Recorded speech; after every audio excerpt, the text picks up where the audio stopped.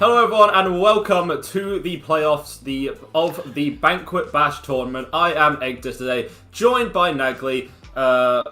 Hey look, this was all put together pretty last second, but we have some phenomenal teams. What was originally a Midlands tournament has been opened up to the rest of the UK university esports scene as well, and we're looking at getting some of these more teams in here. Some very strong talent for you today. First match of the day is going to be the Kent team versus the Imperial College team. Do you want to tell us the names of those teams, Nagli? Because I'd rather not do that. Yeah, we've got Kentolithic, hastily renamed, and the incredibly named Meow O Overwatch, which I think is possibly either the best or the worst team name I've ever read.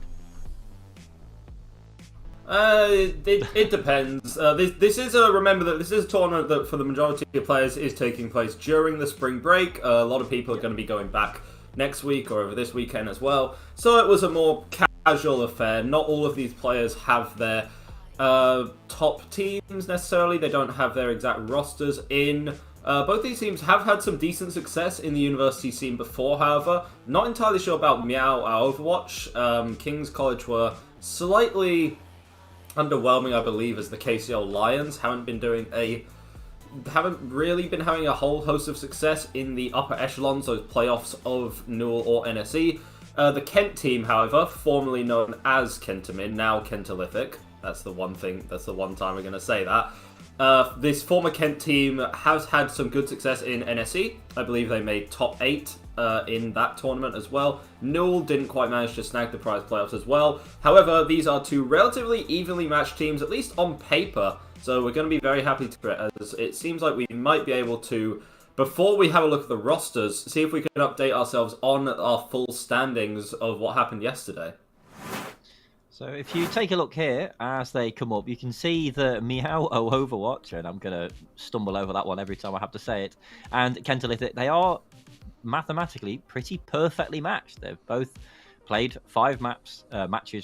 They've won 4, lost 1, and they're both sitting on 12 points. So fingers crossed we're going to have a gigabanger. On paper, they're very evenly matched. They're pretty tasty teams. It looks like they should be evenly matched, and hopefully that means that we get a nice long series. Hey, that's what we want to see. We're going to be showing 2 matches today. We are going to be showing Meow Overwatch versus Kentolithic. We are going to be, if I get this up very quickly, just a moment, the winner of the Leicester Lobsters versus DoughNotts game and the Bristol Eat Freshers versus the Sussex Sharks game. The winners of those games will be playing in our next streamed round, and the winner of that will be going to the LAN finals at Confetti X, and that is what it. And have a look at the bracket here at the bottom. All of the lovely teams, all of their lovely logos. Looking at the setup that we've got. There are a lot of favourites in this tournament, Nagli. Really going to be looking at, and I promise that I'm not just saying this because I like them, but DoughNotts do have a pretty clear shot of the bracket to get themselves to the finals. That'd be a nice thing, you know, home team advantage. But the main story is Loughborough, right? They don't quite have their full roster available, but they have enough of it, and all of the players there are supremely talented. Did play DoughNotts yesterday in a very close 2-1 series. It was clear that Loughborough were the better team on that day. However, it was still incredibly close, so that's probably what we're going to be looking for in the finals. But you also can't forget about some of the dark horse picks. Sussex also going 4-1 in the day, doing incredibly well. Meow Overwatch also went 4-1, I believe. This Kent team, just a lot of very strong rosters that are out here today. Yeah, DoughNotts, of course, coming up the rear slightly. The 7th seed so far. They are a strong team. We got to see them a little bit during the University Esports Spring finals. We did. Mini tournament, and they did put on some fantastic showings. So as we go into the rosters now, it is worth keeping in mind, of course, that Loughborough are indisputably the team to look at. But here is Meow. Here they are. Here's the roster for that team, and I'm loving the hero picks that they've chosen to represent themselves there with Torbjorn. Well, we say this, however, yesterday it was the Torb that gave quite a few teams some trouble. It was It was a strange pick, certainly off-kilter, not what we'd expect to see in the meta, but it worked, and it really did a number on some of these stronger teams. Now, we're going to see, now that the surprise is gone, whether Meow Overwatch, they're going to stick to it, stick to their guns, or whether they're going to try and catch people off guard again, play something different. On the first day, people might struggle to adapt in the moment. Once they have a night of rest to think about it, get a Chinese the night before or something like that, have a little team discussion about everything, you can think of adaptations to deal with the kind of strange compositions that Meow Overwatch are coming out with. It's that ultimate brainstorming food there, the chow mein potentially coming out. Why not? I mean, obviously, this, as happens all the time with these tournaments, this is a developing situation. The teams are coming into this next series of matches having played previously, getting a feel for what the teams around them are playing, and they're coming into that with that additional information. So, day to day, we could be seeing things change. We could be seeing how things develop. And, if Torbjorn worked out pretty tastily last time, maybe we'll see him again today. Or maybe they have come up with a solution. It remains to be seen. Of course, but every good sparring partner needs their opponent, right? And so not only do we have the Meow Overwatch roster, but then we also have the Kentalithic roster to have a look at as well.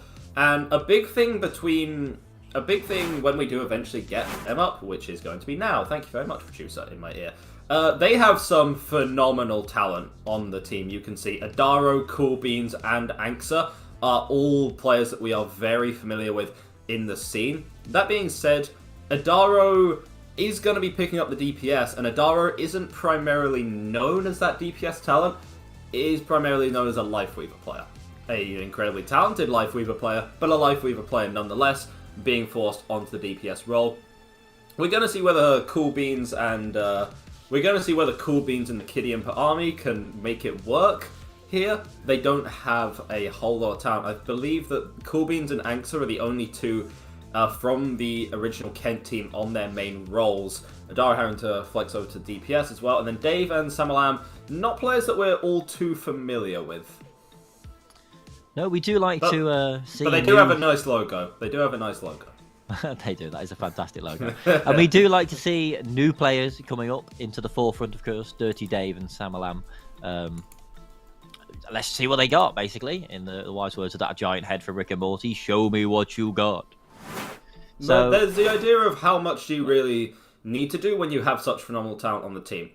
We were able to see the Banquet Bash tournament last week where this Kent team did play on stream. Cool Beans actually won our player of the match for that match. Yes, the Scan tournament last week. Cool Beans managed to win out our player of the match. They managed to take the Portsmouth alumni team to 5 maps, playing some shenanigans and chicanery. Again, not really having their full roster on lock as well. So these teams are able to pull something out of their ass, regardless of meta, regardless of the players that they have. Kent, an incredibly creative team, going up against Meow Overwatch, who are very strong in their own right. It might be interesting to discuss what we might expect to see coming out from these teams. At least what we've been seeing at the highest level of play.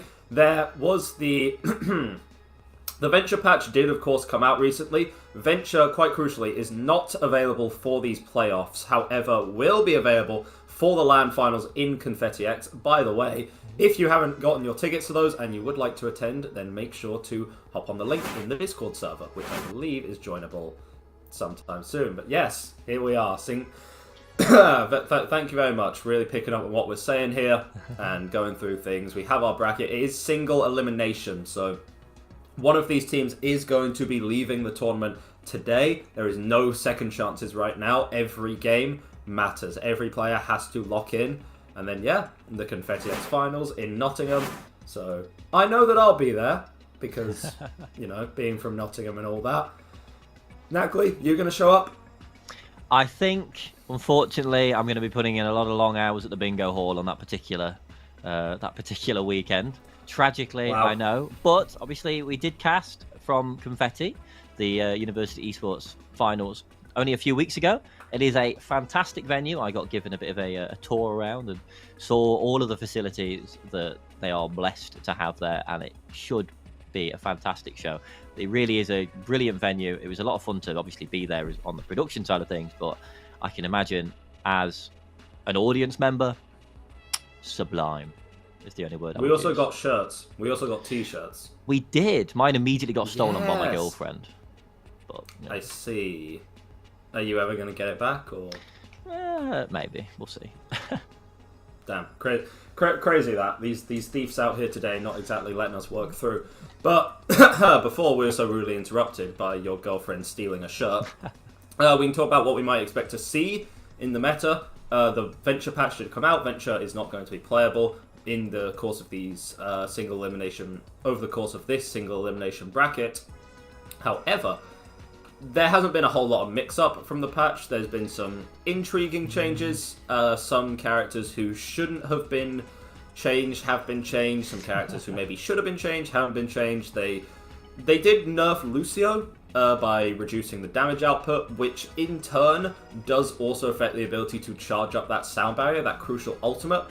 Lucio still hasn't really fallen out of the meta, still incredibly mobile, still provides so much utility to the rest of the team, still has a really strong ult, and still has a ludicrously strong boop knockback, which is going to be good. Ball obviously got the rework as well. We're not going to see Ball being played. Fingers crossed. Yeah, I think Lucio's never really going to be out of the meta until they rework his speed boost or change that in some, meaningful way. As I hear the map is ready, we're going to get into the lobby, hopefully in just a moment's time. Lucio is just one of those characters which is just foundational to so many compositions. The speed boost is just incredibly valuable, and as is the ability to boop and displace the enemy teams and just not let them stand where they want to. So he's just one of those characters where, a bit like Tracer, there's always a spot for her in the meta somewhere. Of course, as we do have our map ready, it is interesting to note that Banquet is doing something which has not been done in University Esports for a while, but we are now stealing from LCS just a little bit in terms of the map selection. We are doing the pick ban system. There are map pools for every game. So there are 4 maps available for control. The higher seed will ban the first map, the lower seed then bans another, then the higher seed selects, and it has been the higher seed of the day, who I believe is Meow Overwatch, the highest seed. Indeed. Yes, who did choose Busan here. So what can we expect to see on Busan Nagli? It seems very flexible in the idea that every single point has a new niche that can work. Yes, I think it depends on the point always. As I hear we are going to finally get into that lobby now. It does depend on the point that you get on Busan. Obviously, this is the nature of the beast when it comes to control. As we're out on, I believe this is called Shrine officially. I would call it the one with the drum, and we're rolling out on Orisa for Overwatch, playing into the Diva from Kentalithic. Not too much of a surprise really. Orisa is a character that saw a lot of play in the past few weeks. Just generally, she's just a bit of an unkillable monster really. So you're always, she's just one of those tanks that it's very hard to push her out the meta. But we do have the Torbjorn. Let's go. Yeah, Meow Overwatch just going to be taking initial positioning on the point. That is where their composition is the strongest. Kent eventually want to get into this to try and contest things. You can see Adaro trying to make plays in the back, but has the Wraith forced out early. As Labuches feels quite free on that angle, and yeah, the damage eventually just going to be overwhelming onto Dirty Dave. They're forced to come to the point, and if they're not able to get those kills fast enough, then Meow Overwatch just take advantage of their superior point presence. Going to see whether this late pick from Coolbean is going to have an impact, though.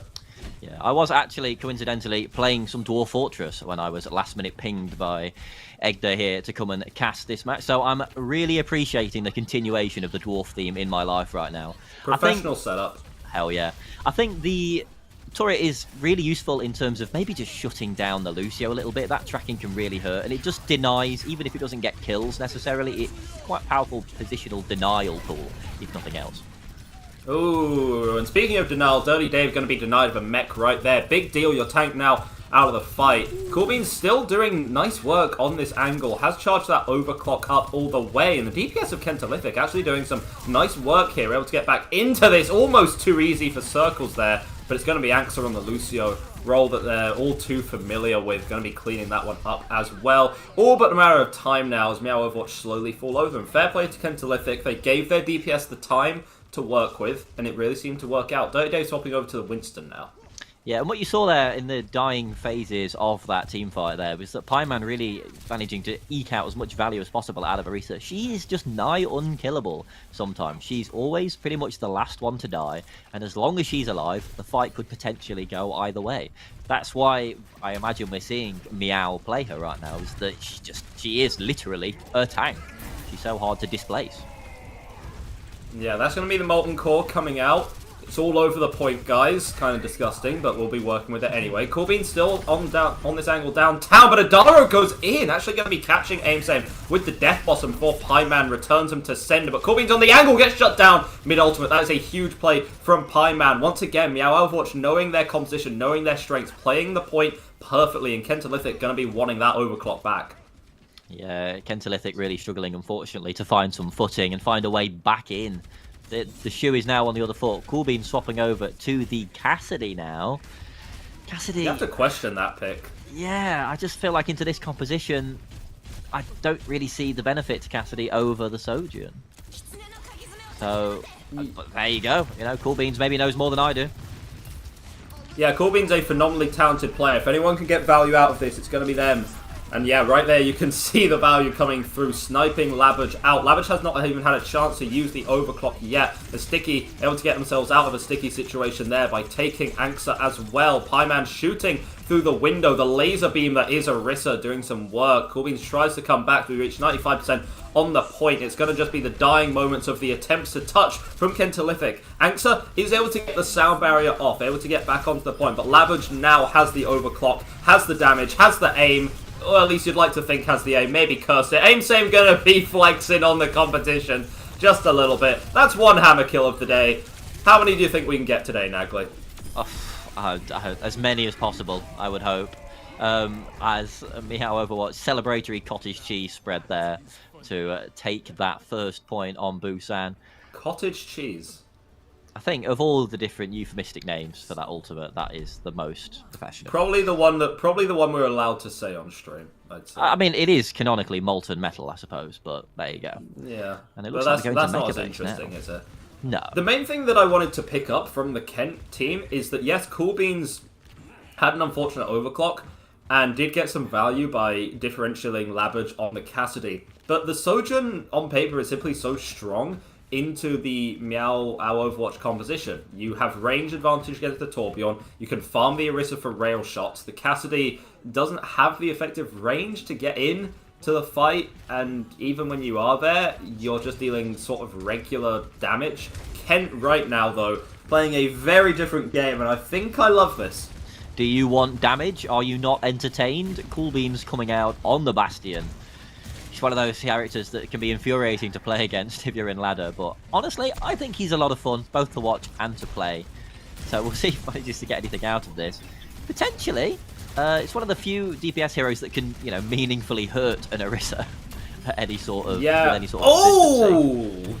Yeah, the pinch comes there through from Ken. I was about to say, Meow Overwatch playing their range perfectly, but Adaro doesn't care, just TP's in, has Anksa for the backup as well, and able to get on top of that Baptiste. Trade out onto Coolbeans means that your main source of damage is now gone, but this is the issue. The longer the fight goes on, the more charged that this Zarya is going to get, and can quite literally deadlift the entire team.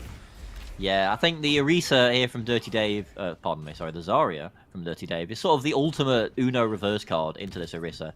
Not only does Orisa's main benefit of living a long time kind of monkey's paw back and mean that the fight lasts longer and the Zarya gets to build more charge, also it's just much harder to mitigate that damage from that. Yeah, and Adaro causes chaos in the backline. The timing is perfect there. They did it on the engage, and while everyone else from Meow Overwatch goes back, Aimsame doesn't quite get the memo and ends up walking into the team. It's almost 2-3 for Kentalithic there. Very strong play. Yeah, it's just so much raw damage coming through. A fully charged Zarya, a Reaper flanking around that background, and then a Bastion. Like, and then a Baptiste as well. Can't really be sniffed at. As the grab is going to come out in a moment. Yeah, the window does come out there, but it's at a really awkward angle for Meow Overwatch to use it, and they're not even able to get out of the choke for it. That's the spear spin used. There is a grab, but it's not really going to be necessary because Pieman's already gone down. Dirty Dave just lobbing these grenades into the small room.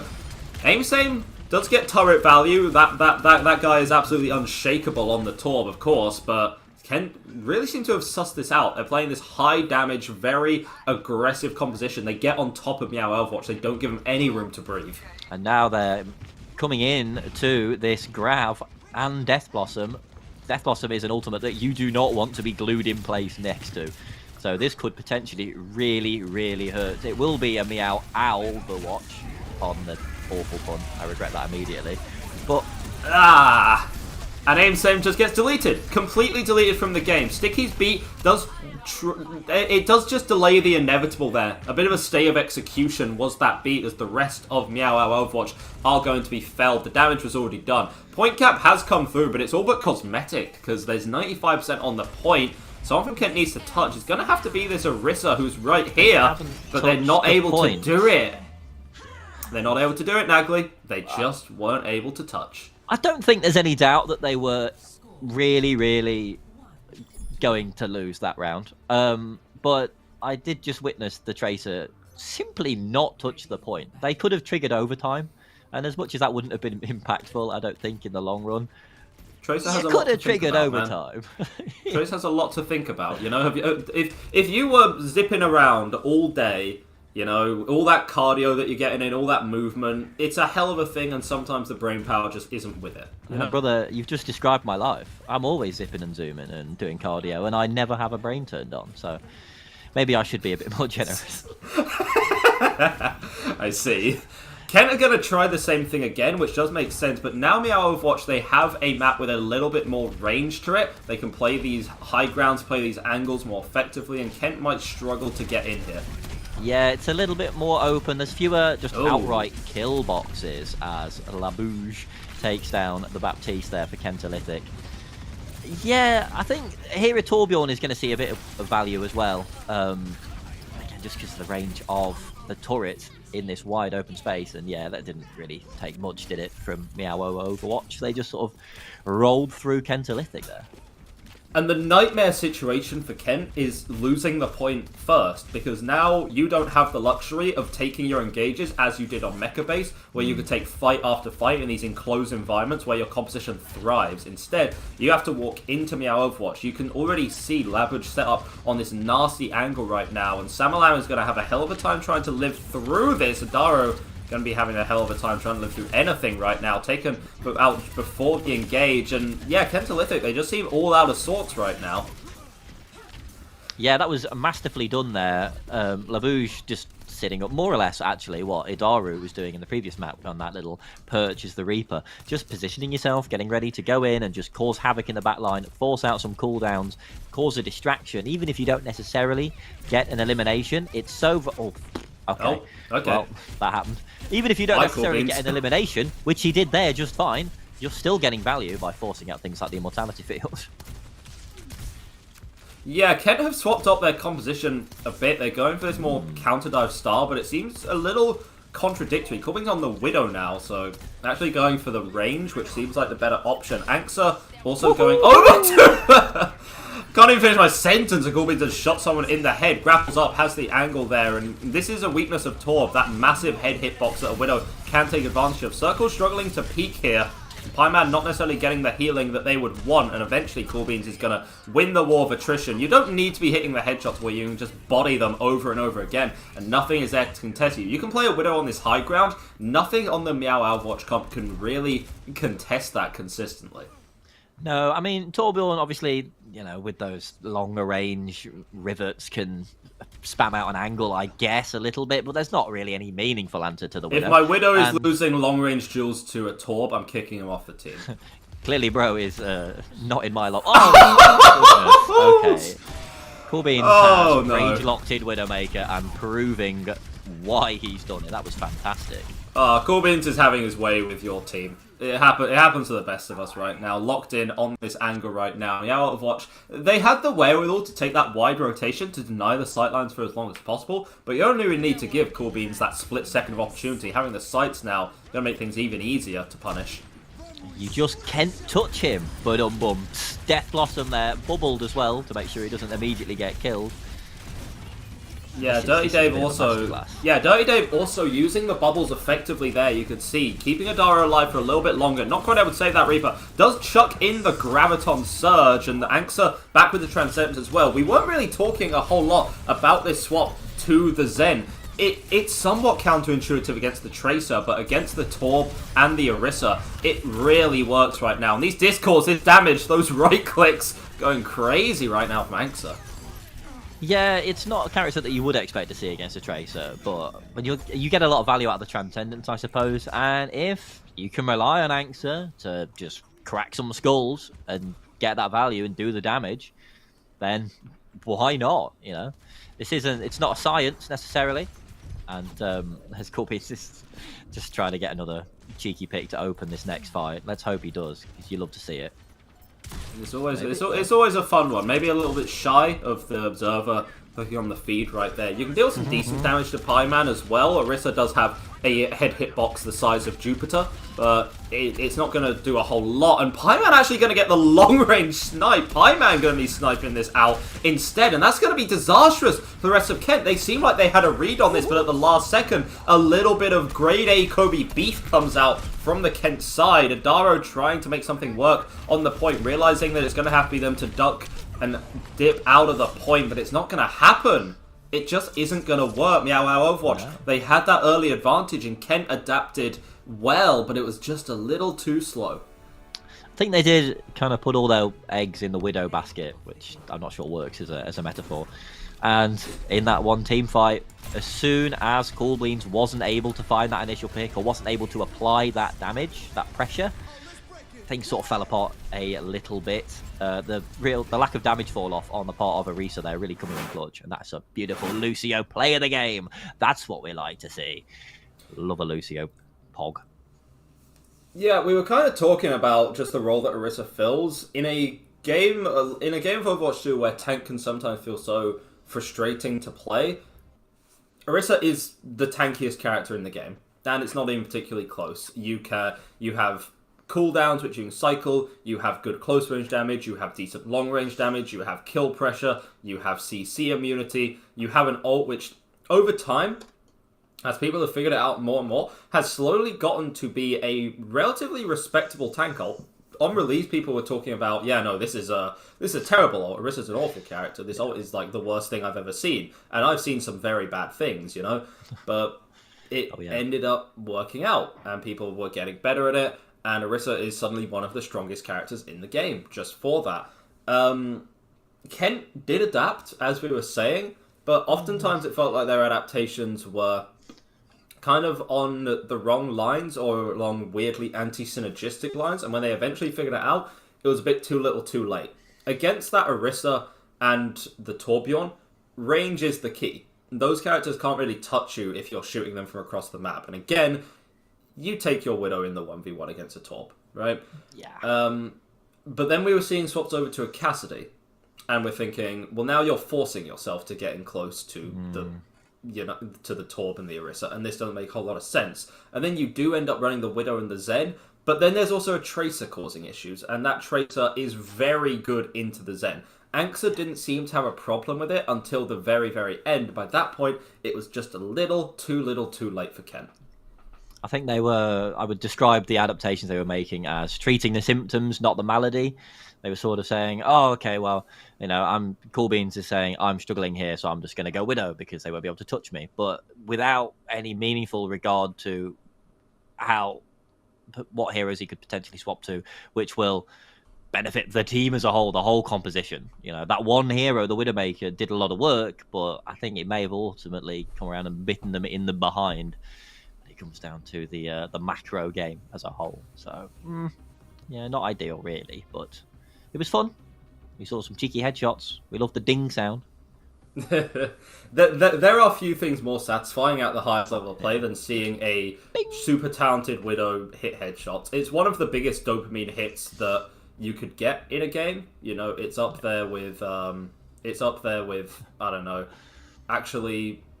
It's probably better than actually winning the game, just hitting headshots. Honestly, you can go Widow, yes. You can hit heads, and you can lose the entire game, but you can say, I hit heads, I got my dopamine rush, I can now go back and sleep for like 12 hours or so.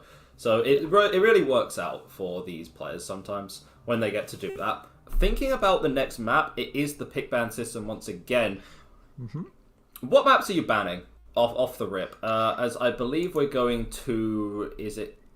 hang on, voice in my ear. Is it... What map type is it next? I believe it's Escort. Escort. Thank you, voice in my ear. Amazing. If you're Kent here, what escort maps do you absolutely not want to go to? I think, given the success they saw in the more rangy style of things, just looking at the map pool on my second monitor here, I feel like you probably want to avoid. I've got a normal monitor and I've got an ultra wide because I am irresponsible with my funding. I feel like that's just how it goes, man. Yeah. I feel like maybe they all are pretty good. So at the pool we've got Junkertown, Rialto, Gibraltar, and Route 66. And I think the worst one would potentially be Route 66. That's you would be correct. Kent did ban Route 66 first. Don't. We're testing you on your Overwatch knowledge. You've been out of the game for a while. But don't worry, you passed with flying colours. Meow Overwatch did then ban Junkertown, which does make sense. Junkertown is a map which gives itself... it's the most sniper-friendly map in the game, and you really do not want that. But Kent instead go to a map which is also going to work out for him, Rialto. Yes, okay. I do like Rialto. Beautiful map, obviously, from an art perspective. From a design perspective as well, it is a map where you do get to play a little bit of the sniper, but it's not quite as sniper focused, if that makes sense. Like, the first point, obviously, wide open, you've got those immense and massive sight lines straight away on the first point, which I would be shocked if we didn't see at least an Ash or something, or a Sojourn on there. But I think as a map overall, it's a nice middle ground. This is a map that they are happy to be going to, ultimately. The point is, it's not Junkertown, right? Yeah, it ain't exactly. Junkertown. That's what I'm getting at, really. That is the Widow playground, the Hanzo playground, the Sojourn playground. But Rialto first, and even the first half Rialto second, are still really bad. One of the worst things that can happen, aside from maybe, I don't know, your wife leaving you with the kids, is being held on the start of the second point of Rialto. Right, I would even argue that it's worse than that. It's really bad. It's so rough. You have so much open ground to cover, and meanwhile the defenders have a shocking high ground advantage. If you lose a fight early, second point Rialto, it's over. It might as well just be over for you. We have seen over history that Widows, snipers in general, can absolutely dominate them and make it a complete gridlock. What do you do when you have to just cross an entire bridge of pure open space against high ground? Well, look, it's on these guys to find an answer, not us. We just yap, right? So we are going to be going into the game, as we do hear it loading up in the background right now. Do you think that we see an adaptation for Meow Wow Overwatch simply because the map, at least initially, isn't really going to favour what they want, or do they just stick to their guns? I feel like it's always tempting to stick with your guns. You know, what they were playing, the Torbjorn, it did work out for them. I would not be surprised to see them swap off the Torbjorn, if that makes sense. Yeah. But also, I could see it if they did decide to just stick with it. I could sort of see it, although I would maybe question the logic slightly. Well, questioning logic is kind of what we do, right? Yeah. It seems like, from what we can hear, there is going to be BAP that's going to be in play. It's just a matter of trying to think of... It's a bit of a mind game, you know? Of thinking, well, they're going to be playing this thing, so that means we have to be running this. As we finally do end up getting into the game. And I think my suspicions are confirmed, because I did hear a Bastion. Yeah, okay, Dara's going to be playing Bastion on offense. Meow Overwatch, what are you cooking? What are you cooking? Who let you in the kitchen? Hey. Oh, we got trolled. It's a wonderful day. We are seeing the Torbjorn coming out. The attack Torbjorn on Rialto. One of the sentences that nobody has ever said before, I don't think, in the history of mankind. As Labouche wants to get up and attempt to immediately neuter this high ground presence from Kent. Yeah, and you can see the pressure coming out onto Cool Beans, not quite able to slide away properly, but you have a really greedy backline here if you're Kentolithic. you're taking advantage of the range to think that nothing is really going to be pressuring you out, because Ana and Bap are quite vulnerable. Corbin's still on the high ground, and you cannot ignore the threat for that long. It's like letting a damn mosquito into your house. You can ignore them for a bit, sure, but you wait until your back's turned, they're going to be biting you. That is exactly why we saw the Tracer go straight up there. That's another tasty pick there. That's why Tracer went up. That's what on LaBouche did, because you just can't have a Sojourn sat up on the high ground for just free. You can get so much value out of that, just positionally. It's so hard to attack, so you need somebody up there distracting the Sojourn at the very least. Even better if you manage to get the elimination. Sort of re-engaging now. They are managing to do a better job now of pressuring away Meow Overwatch from that high ground. Yeah, LaBouche. On the long yeah, LaBouche with the twinkle toes right there, going to be dodging out that sleep dart. Adara on the Bastion is certainly an intriguing adaptation now, given the amount of range on this map. But hey, whatever floats your boat. Yeah, and right now you can see the window turret as well as the Bat and as well as the Torp. That bomb is going to be coming out. Not a decent damage did come out, but not eventually, but not a kill. And Coolbeans is killing things again before I can even finish processing what I'm saying. Kent are really putting their eggs into the Coolbeans basket right now, or maybe putting the beans in the basket. Would be a more fitting thing to say right now. And you can see this is the issue with the Ana. It does just get run at. Is going to be fine eventually. And Adara actually taking the space and taking advantage of the fact that Pieman is out of the fight to go in on the Bastion and do some work. Yes, alrighty. So if you look at this, yes, they lost the fight. However, consider they made them swap off Torp. Have pushed it a really long way, and they no longer have to deal with that pesky dwarf, do they? On the Hanzo now, kind of scary, potentially, on these long sidelines. He has been neutered a little bit. He's not quite as terrifying as he once was. But they have pushed it a really long way. And this Hanzo is here to bully out Adara. Simple as that. Basically. And the positional advantage is not as strong for the defenders as it was only scant moments ago. Yeah, as Meow Overwatch just... Yeah, Pieman just playing like his family, like their family is being held hostage right now, walking into the backline and just taking names. And Meow Overwatch, they made that adaptation over to the Hanzo, and it did seem to work quite well. We could see early in the fight the amount of pressure that came out onto Adara, and Ken eventually buckled under the weight of Pieman. Yes, under the weight of Pieman. That sounds like a tagline for a poorly received superhero comic there. I think we saw an environmental elimination onto the Bastion there as well. I did see him go flying off screen as if he'd been hooked by some vaudeville play director. Right. We are getting right onto... Yeah, a bit of waffle there.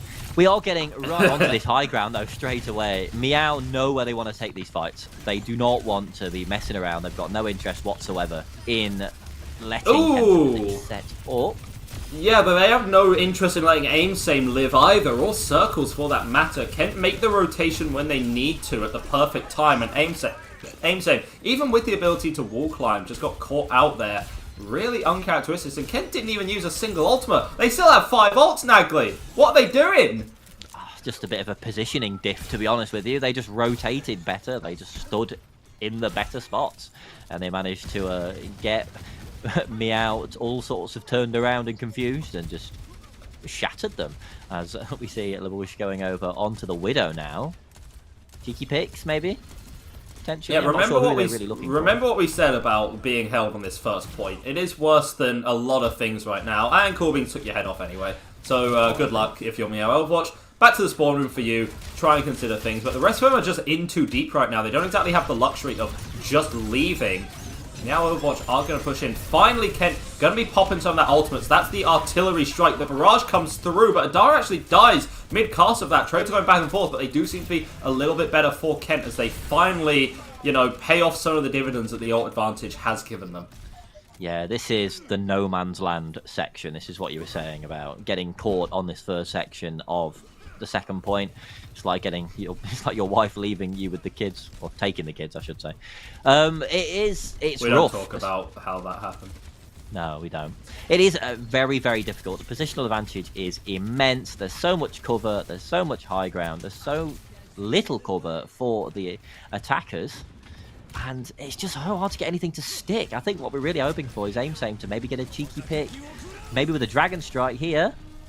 Yeah, that's a decent Dragon Strike on paper, and it actually does force Cool Beans out into the open for Labouche to just take a couple of names right now, take a couple of heads even. Has this side angle right now. This is deadly play coming out, and has the Immortality Field to reinforce his position even further right now. Going to see how Samalam actually able to live. The support's not so defenseless, you'd like to think. Anksa has a bit too much wherewithal for that, as Anksa just manages to take out 2 by the Lonesome.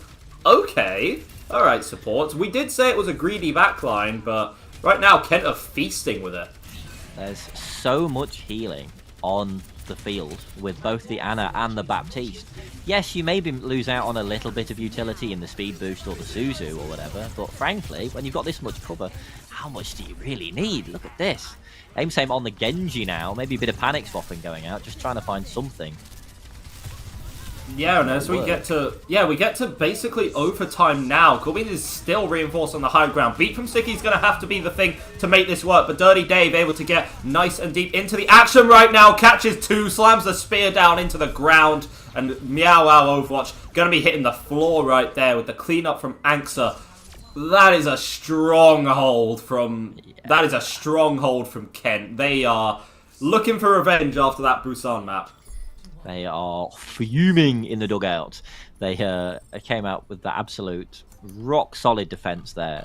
I think, like I was saying, as you called it initially, the greedy backline, I think that really might be the key here. It's just so hard to kill an Orisa when you have a Baptiste and an Ana just pumping her full of heals.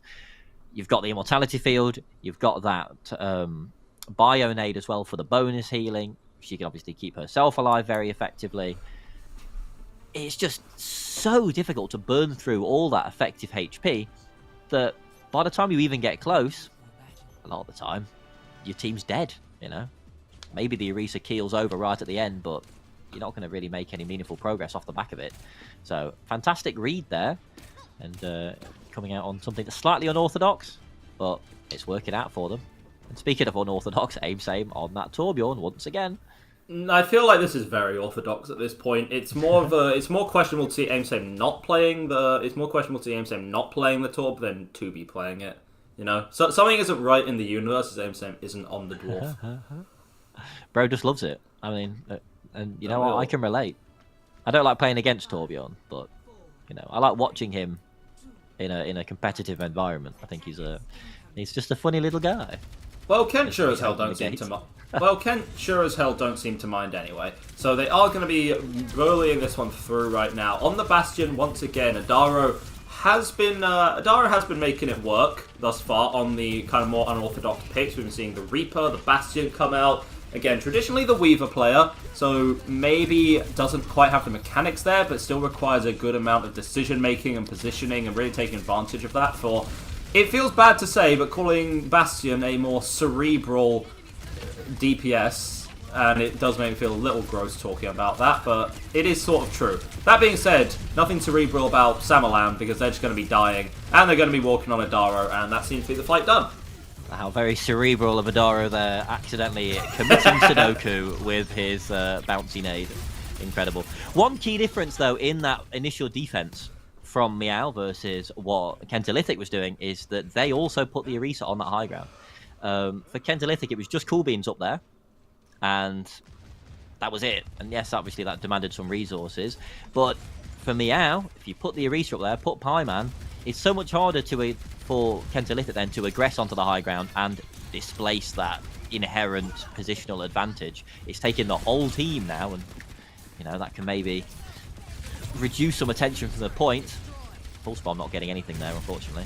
Yeah, but it does get out the Immortality Field, and that is a big resource down. That being said, the even bigger resource is your DPS talent, Labouche, who is felled there, and Ladaro gonna be taken to the Shadow Realm there by Pieman, not getting any kills out of it though, and now has the turret form, but actually bullied out here. Circles on the angle with the window, was able to catch on to the Bastion pick, but it didn't work out for the rest of the team. The damage was already done for the rest of Kent as they push this one through. Going to be interesting to see whether Meow or Overwatch are actually able to retouch this one.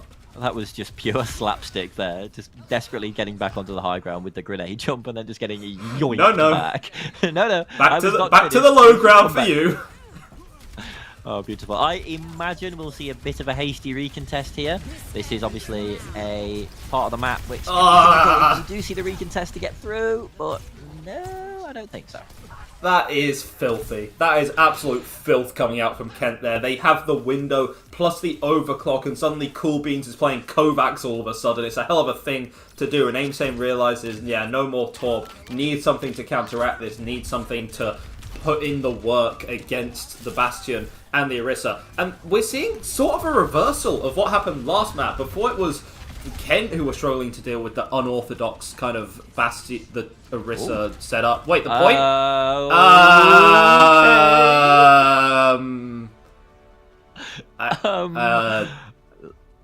Okay. The point.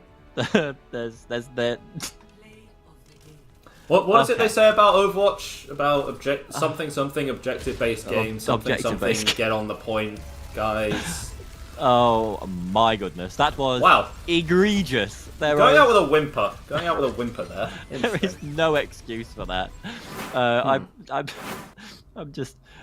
trying to hold myself together. I mentioned on the dying moments of Busan, the Tracer not bothering to touch overtime and how it wouldn't have made a difference, but they could have at least triggered overtime. But that, buddy, I think the worst part is normally when something like that happens, it's very annoying. That it was just sad because you could see it coming from a mile away. Yeah, and it's just like, why aren't they there? The point is, Meow Overwatch won that on the defensive, to be honest. It was phenomenal play coming out from the entirety of the team there, breaking Kent down.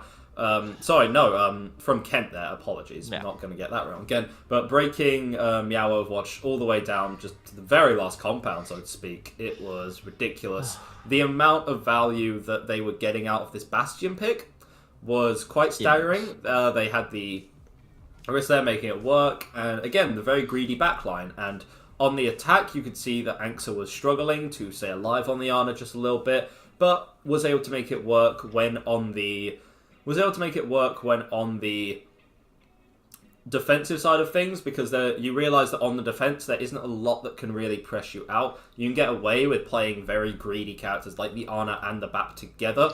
Characters who do phenomenal healing output, phenomenal damage output, but don't have a lot of kind of assistance ability, who are very easy to lock down, who don't provide a lot to the rest of the team. We are going to be heading over to a quick break as we do go to this series 1-1 right now. Going to be seeing who can get the lead in the coming map sub. I believe it is going to be Flashpoint next, so we'll be back very shortly.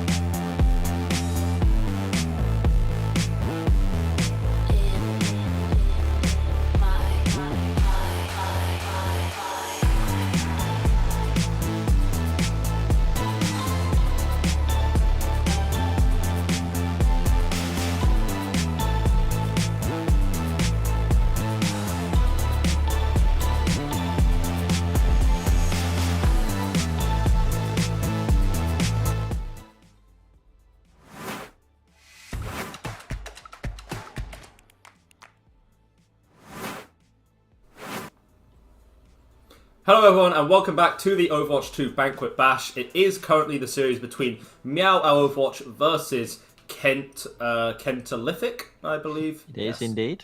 The Kent team, as we call them. We don't call them what they were. I'm Egda, joined by Nagli today. What all in the series thus far, Nagli? Just do a little kind of refresh of the series for anyone who might just be tuning in or coming back from the break and want their memories refreshed a little bit.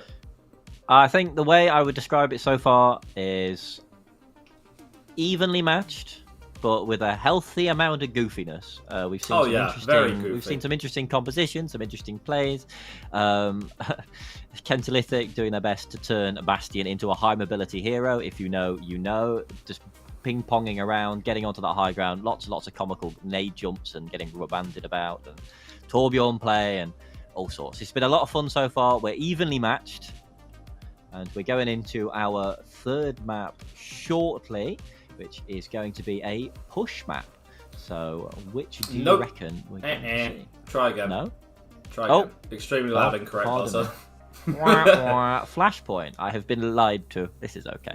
Flashpoint. It's us. Maybe we were the scuffed ones after all. Maybe it was us. Who knows?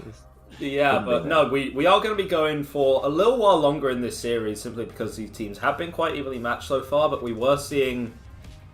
We say that, but Rialto was quite one-sided in the Kent side, to be perfectly honest. Yeah. There wasn't really ever any doubt that they weren't going to win that point. The pick ban system is still in place, however, for Flashpoint, there are only 2 in the game. So that's just a simple loser picks. Have gone to New Junk City, which both Flashpoint maps are relatively indistinguishable from each other. But what you do find is that New Junk is a little more brawly. Some of these points are a little closer range, at least the initial one perhaps, but then a lot of them still open up anyway and allow you to play angles, play that Sojourn, or if you're the Kent, play that Bastion Reaper, I guess. You just love to see it. Go silly, go stupid, push that speed boost, run in, pump as much damage as humanly possible down main. Maybe unbox a French Bulldog while you're at it. Let's go. You know, Meow Overwatch may be going for something slightly more cerebral with the Genji and the Sojourn, but does this suggest that Orisa just carries around a dog wherever she goes?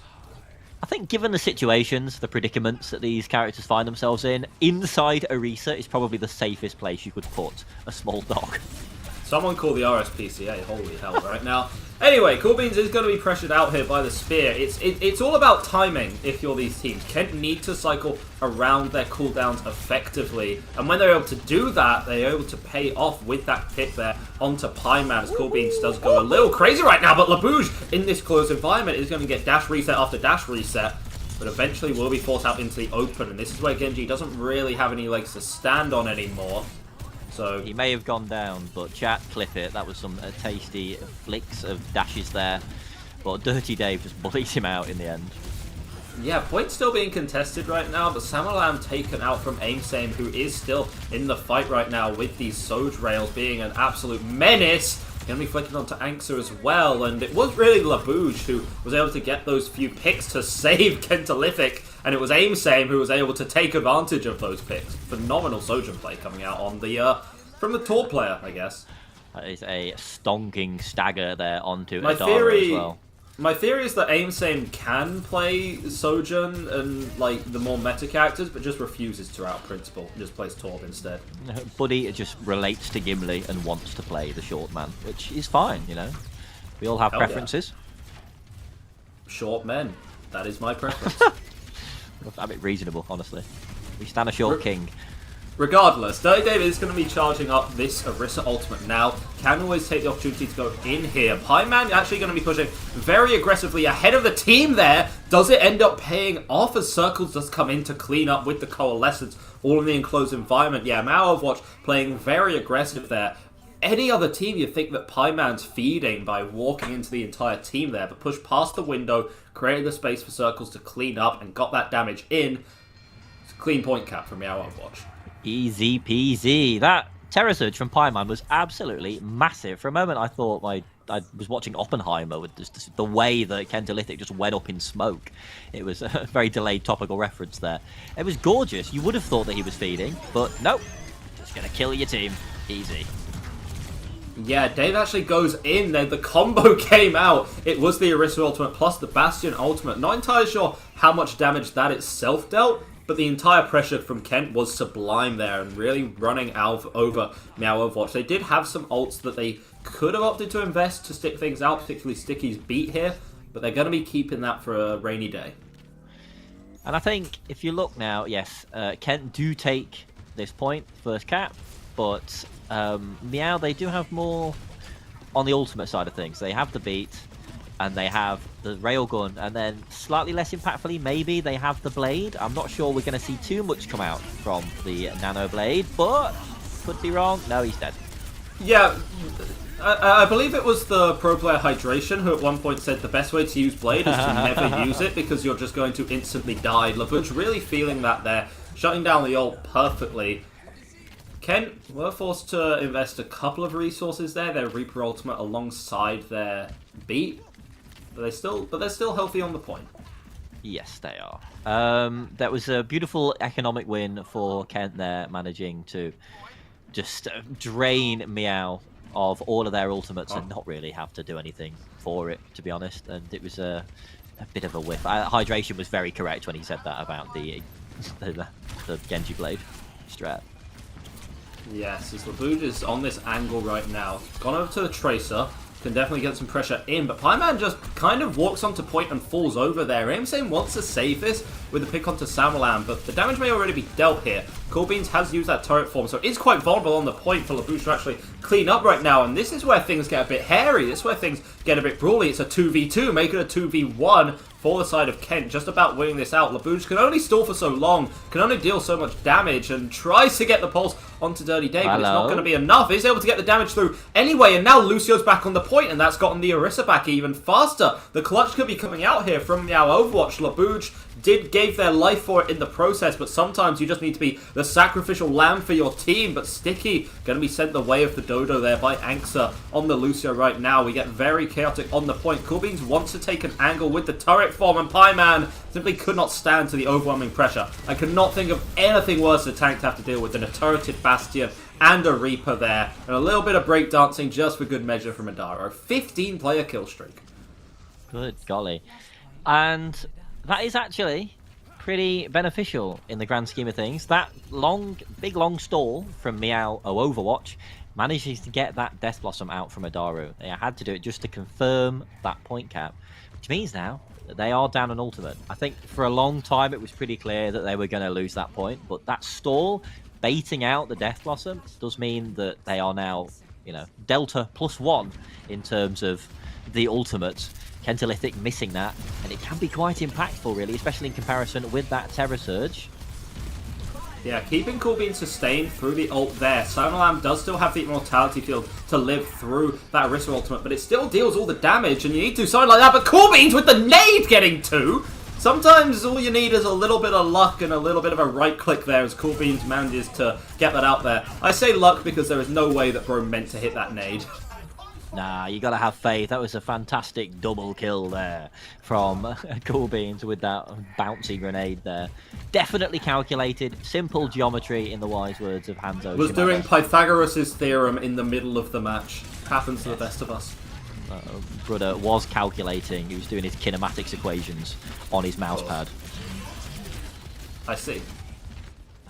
Anyway, Kent now on the defensive side. They do have this window to work with here. It's going to be a bit of an enclosed area that Meow Overwatch needs to be running through. And yes, Samalam caught out. There were some Fabian tactics that came out here from Meow Overwatch, and it worked just a little better. 56% on the point claim for Kentalithic.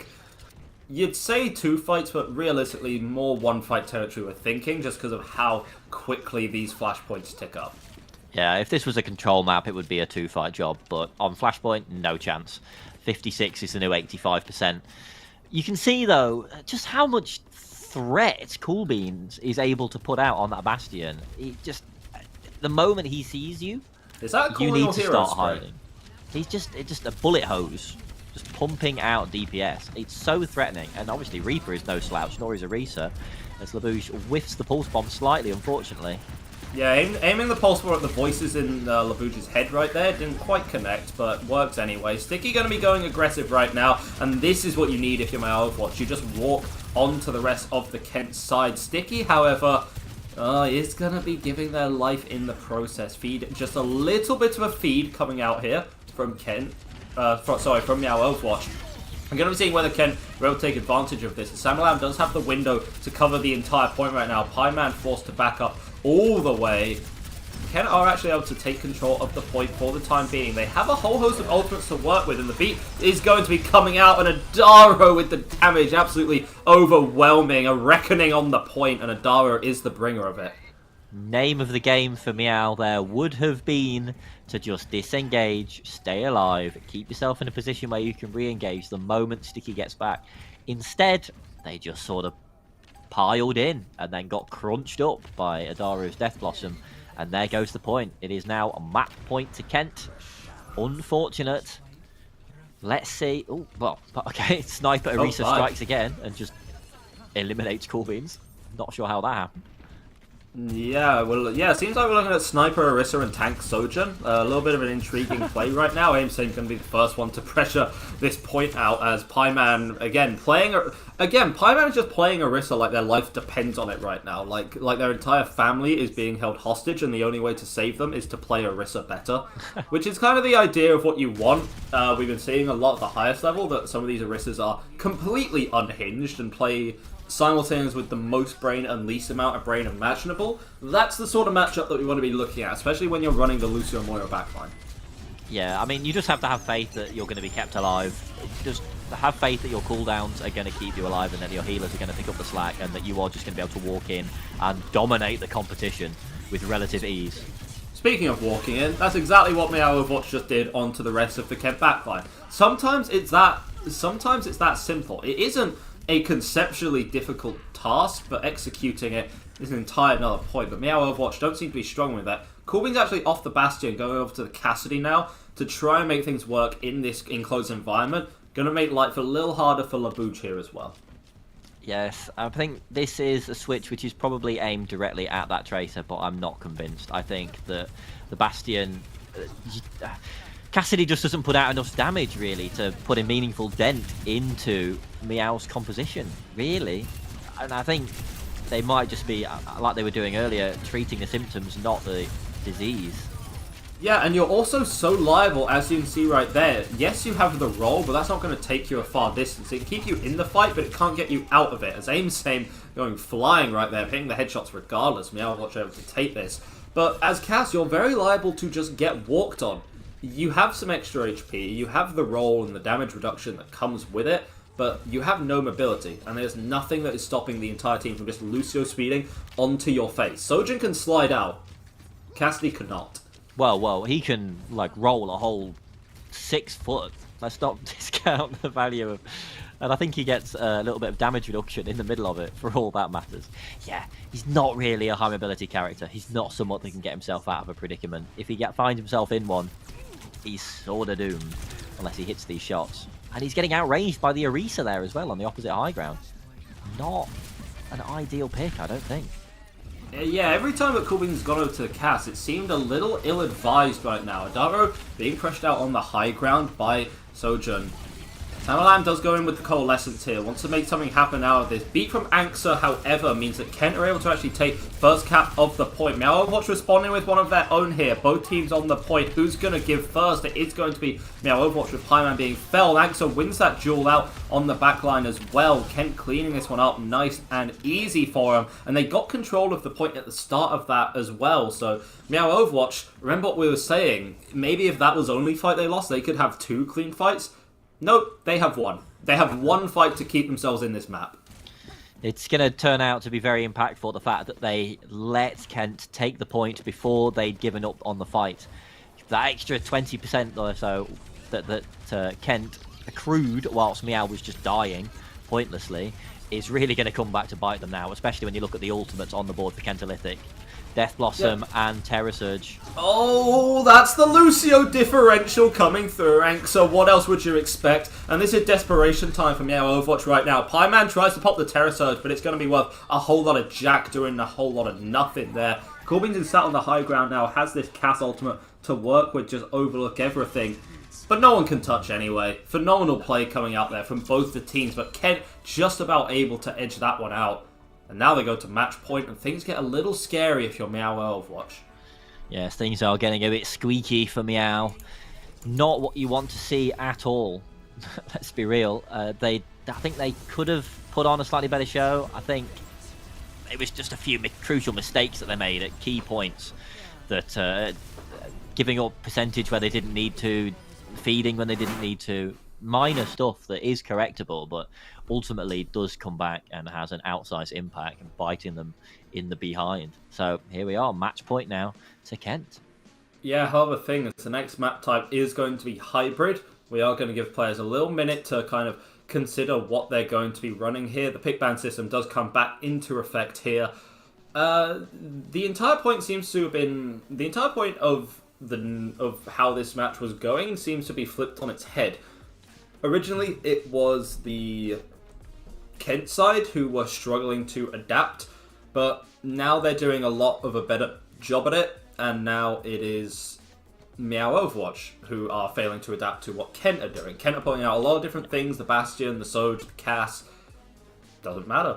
It works for them regardless, and Meow Overwatch are being forced to play this game of having to do new thing after new thing, new attempts to make, but it isn't going to work. Something which I am personally happy to announce is that the quarterfinals, the results are slowly coming through as some of the matches end up.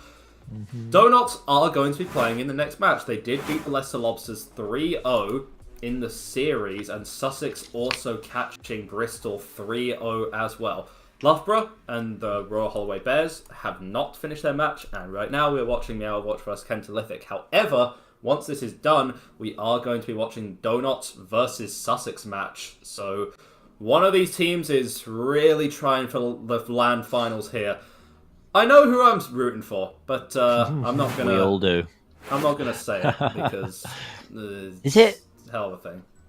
Sussex, perhaps. Oh yeah, I love Sussex. I have a mate that goes to Sussex. Of course, yeah. I mean, Harry Potter's from Sussex, isn't he?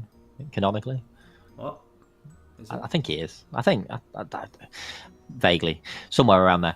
Anyway, the main point is that Kentolithic are putting aside the intricacies of Harry Potter lore. Kentolithic are on match point, and they are going now to a hybrid map. And the hybrid maps that are on the table are Kings Row, Eichenwalde, flex my German pronunciation, Paraíso, and Midtown. And I do not see Paraíso being played. No. Simple as that. No. And our Portuguese is mid. Okay, well... Apparently, yes. Thank you for that production. Yeah, much appreciated. Brilliant. We love you. Yeah. Remember that this is all being ran. Might as well give him a shout out right. Might as well give him a shout out right now. It is going to be Becca who's running the production of things, and Raf observing too. So huge shout out to them getting this stream today. Very put together, very last minute. But sometimes when you're sat in the shower and you just think, yeah, I need to do a stream today. That's exactly what's going to be happening. And we're proud to get all of this very high quality Overwatch to you, regardless. So big up to Becca and Raf doing the Lord's work right now. Big up the prod gang, yes. So, I think, I'm not even going to... The P map is pretty unlikely to be seen. What else? Paraíso, apparently.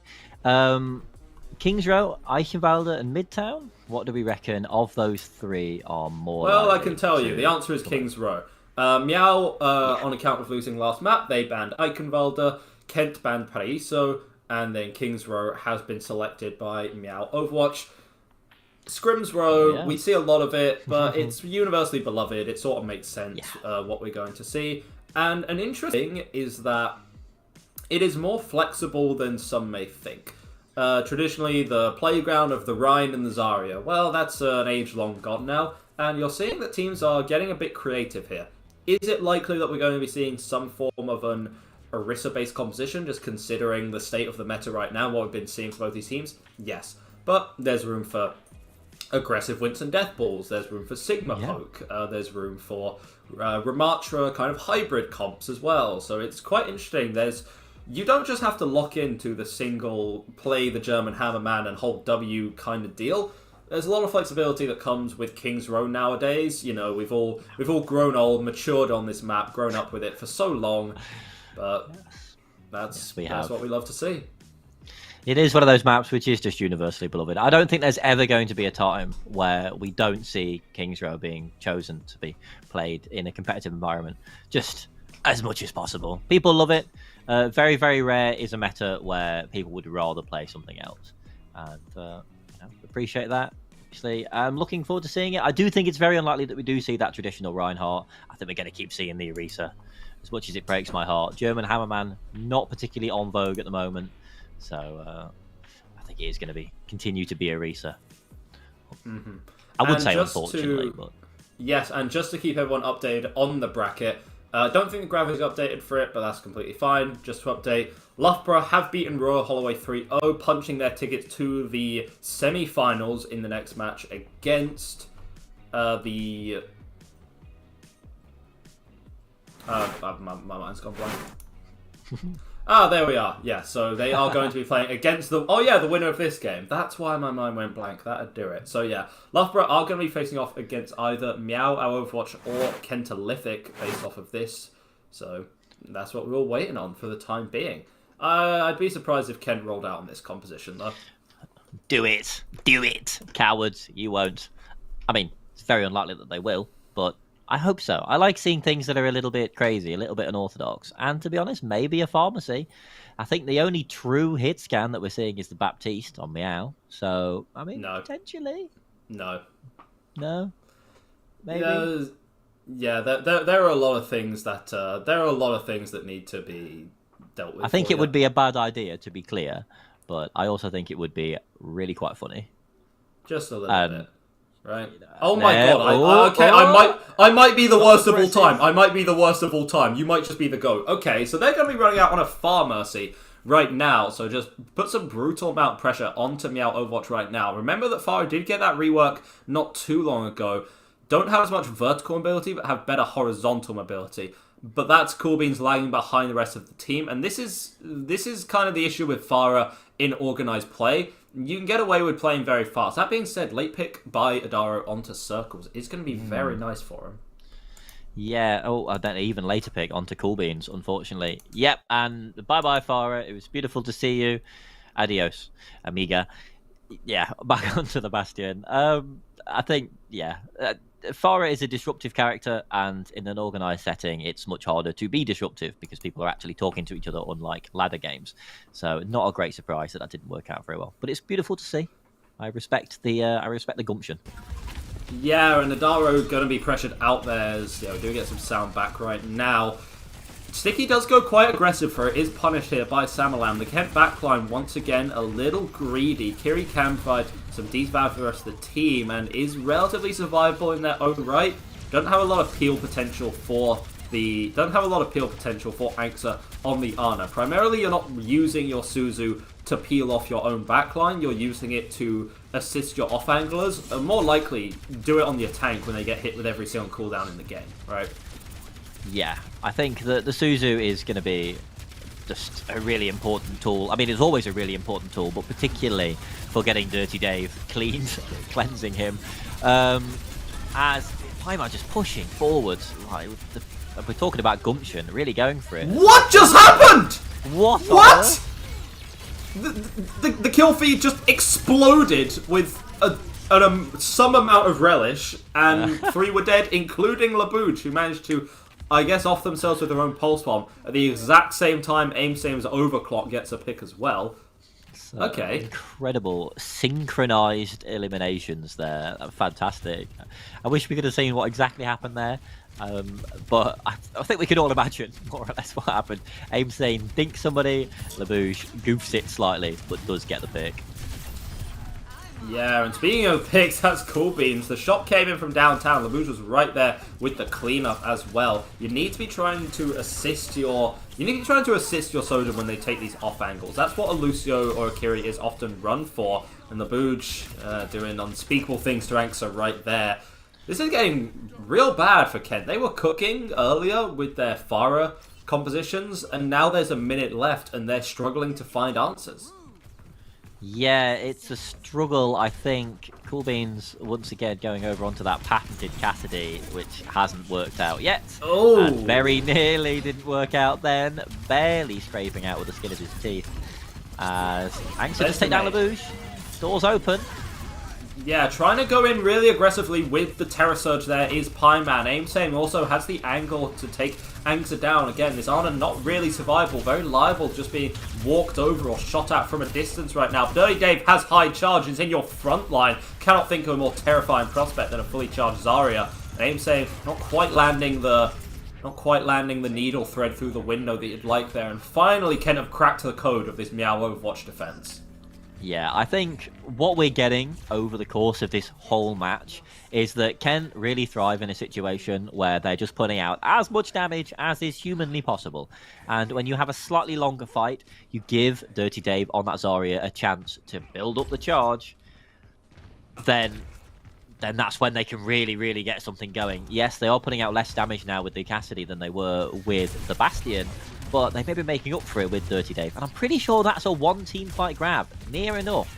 He's not been on that Zarya for very long at all. We already have it. We're going to combine it, I imagine, with the Death Blossom, which could be absolutely huge. Unless Orisa eats it, of course. Yeah, needs to be careful of the spear spin. It's so easy to just suddenly get your grab worked in that. I'm actually going to be bubbling Adaru to get the pressure in as well. And that's some beautiful team play. Shades of the Dallas Fuel right there is the coordination between Ken. And because Meow Overwatch was so scared of, you know, the Reaper roll and the Zarya roll as well, they ended up just being felled by regular neutral play. Kent winning that without using any of their ultimates, that is insanity. It's massive, yes. Meow thought they knew what was coming, just like I thought I knew what was coming. They backed up, they gave position, and then they just crumpled, which means that Kent can do it all again this fight. You know, the benefit of threatening people with an ultimate is that you don't actually have to use it. Yeah, it's going to be dropped in here, however, and you don't need to think about what might be, because what is Kent rolling things over there. Back in the set, Meow Overwatch have gotten a couple of late picks here, but this Sojourn is going to be all that remains for the rest of the Meow Overwatch roster. Kent had a bit of a rough time on that first attack, but this second point was an absolute steamroll. Yeah, and so Adaru going over onto that Bastion now. And Angsha onto the Zenyatta. So this is what I mean. They're really going for this high damage strategy. I think they might want to have an eco push or something just to try and, you know, maintain Dirty Dave's charge, maybe build up another ultimate. But if they find an opening, they are going to hammer through it. They are the thin end of the wedge right now, and they are going to try to do their absolute best to walk onto this Sigma and blow him wide open. Yeah, and Circle's actually going to be caught there. The damage was simply too much to deal with. The Bastion turret and the high charge Zarya. Aimsame does have the overclock, but not able to make anything of it. Kent have been absolutely steamrolling this ever since the first point right now. And these late picks, Labouche wants the headshot after headshot moment, but it doesn't seem like it's going to be happening because Dirty Dave has pressed all the way up to the spawn room here. Diva from Pieman going to be the one forced to touch onto this point, but is just going to get lasered down right now. Dirty Dave is in your backline with 100 energy, and Cool Beans is in his own backline with a Deadeye as well. Sometimes things are too simple. You have a high charge Zarya, you have an ulting Cassidy, and the point is just going to go the way of Ken. Sometimes your character does more damage than their character, and then your character beats their character, and then you take an objective and you know, make a lot of progress and potentially win the map. One thing that I caught there that I think went a little bit under the radar, shades of Rialto a little bit. There was a moment where Adaru on that high ground on the Bastion tried to drop down and then immediately got booped to back up onto it and proceeded to take full advantage of it and get quite a lot of kills towards the end there. So, you know, never interrupt your opponent when they're making a mistake. If they're giving up the high ground, by Jove, let them. Don't just put them back up there, which is what seemed to have happened to Adaru. Beautiful. Absolutely flawless, I would say, once the ball got rolling from Kentolithic. And the question now is Meow going to be able to adapt and get their own ball rolling, except quicker? Yeah, Kent can't be crumbling under the pressure right now. They had a very strong attack after that first point, and they are on the cusp of getting through to the next round. They do have the brick wall of Loughborough awaiting them. I do not envy whoever has to win this one out right now. but Ken are in the driver's seat. Again, consider how poorly that first point went, and look at the fact that they still have a minute 25 on the clock. Remarkable play from the rest of Ken, as aimsame has actually been showing up pretty nicely on these non-Torb rolls thus far, but it hasn't been quite enough. Yeah, that minute 25 is really impactful, of course, because it does mean that if Meow do manage to finish this map in overtime, then it's all for naught and they can only draw. So the win conditions have been drawn. Kentalytic really playing quite far back. aimsame just gets stuck on the geometry there, just can't manage to duck into that little alcove and gets picked off. That's so unfortunate. You see what happened there, Nagli, is that aimsame tripped over a pebble, and it was curtains from there. Udaro still on the Reaper, going to be hiding in this small enclosed room here. And the defense still going to be holding quite strong. If they want to... yeah. If now Overwatch want to push Hotel, they're going to be in for a very rough surprise there. They're actually going to be forcing Udaro out. They've given Dirty Dave time to get the energy in this fight. aimsame almost just getting beamed down there. But instead actually turning the tables, catching Coolbeans on the high ground as well. Labouche falling quite low too. But now in the Overwatch, they have their winner opportunity. They have to eventually take it as Udaro from the backline. Really good discipline to not be using the Wraith early there, so can stay in the fight just a little bit longer, put a little bit more pressure on. And the trust that Udaro has in the supports right now. The backline of Kent is doing some wonders to keep this Reaper in the fight. At this point, not even a tick has yet been claimed. Look at how scatterbrained this fight is. It's happening in the hotel, it's happening on the high ground. I saw that briefly got pushed back to the choke point. But neither team can really decide where exactly they want to fight this. And it ultimately, I think, even though Meow do end up taking it, for a long time, that chaos was really playing into the hands of Kentalytic. They have so much damage on the field that if you don't know exactly what your target priority is, how you're going to deal with it, then quite easy for them to run you over. They are going to go for this hold now on the Archway of Doom here. Stop them as soon as possible, and it's very easy to get stuck there forever. Yeah, traded out there right now. aimsame just showing some incredible talent on the Sojourn thus far. Hey, to be holding your own against, you know, the GOAT Coolbean69, that's a rough one. That's a rough one right there. It's going to be working out. Sticky actually going to be using the beat there just to sustain the aggression. And this has been a train being rolled through right now. I imagine something that Dustin Bauerman might say about what's happening to Kent, but that wouldn't be particularly appropriate. Dustin Bauerman would say many things, including Edaru is a feeder. Just a bit of stall there. I think he's accused everyone of being a feeder at some point.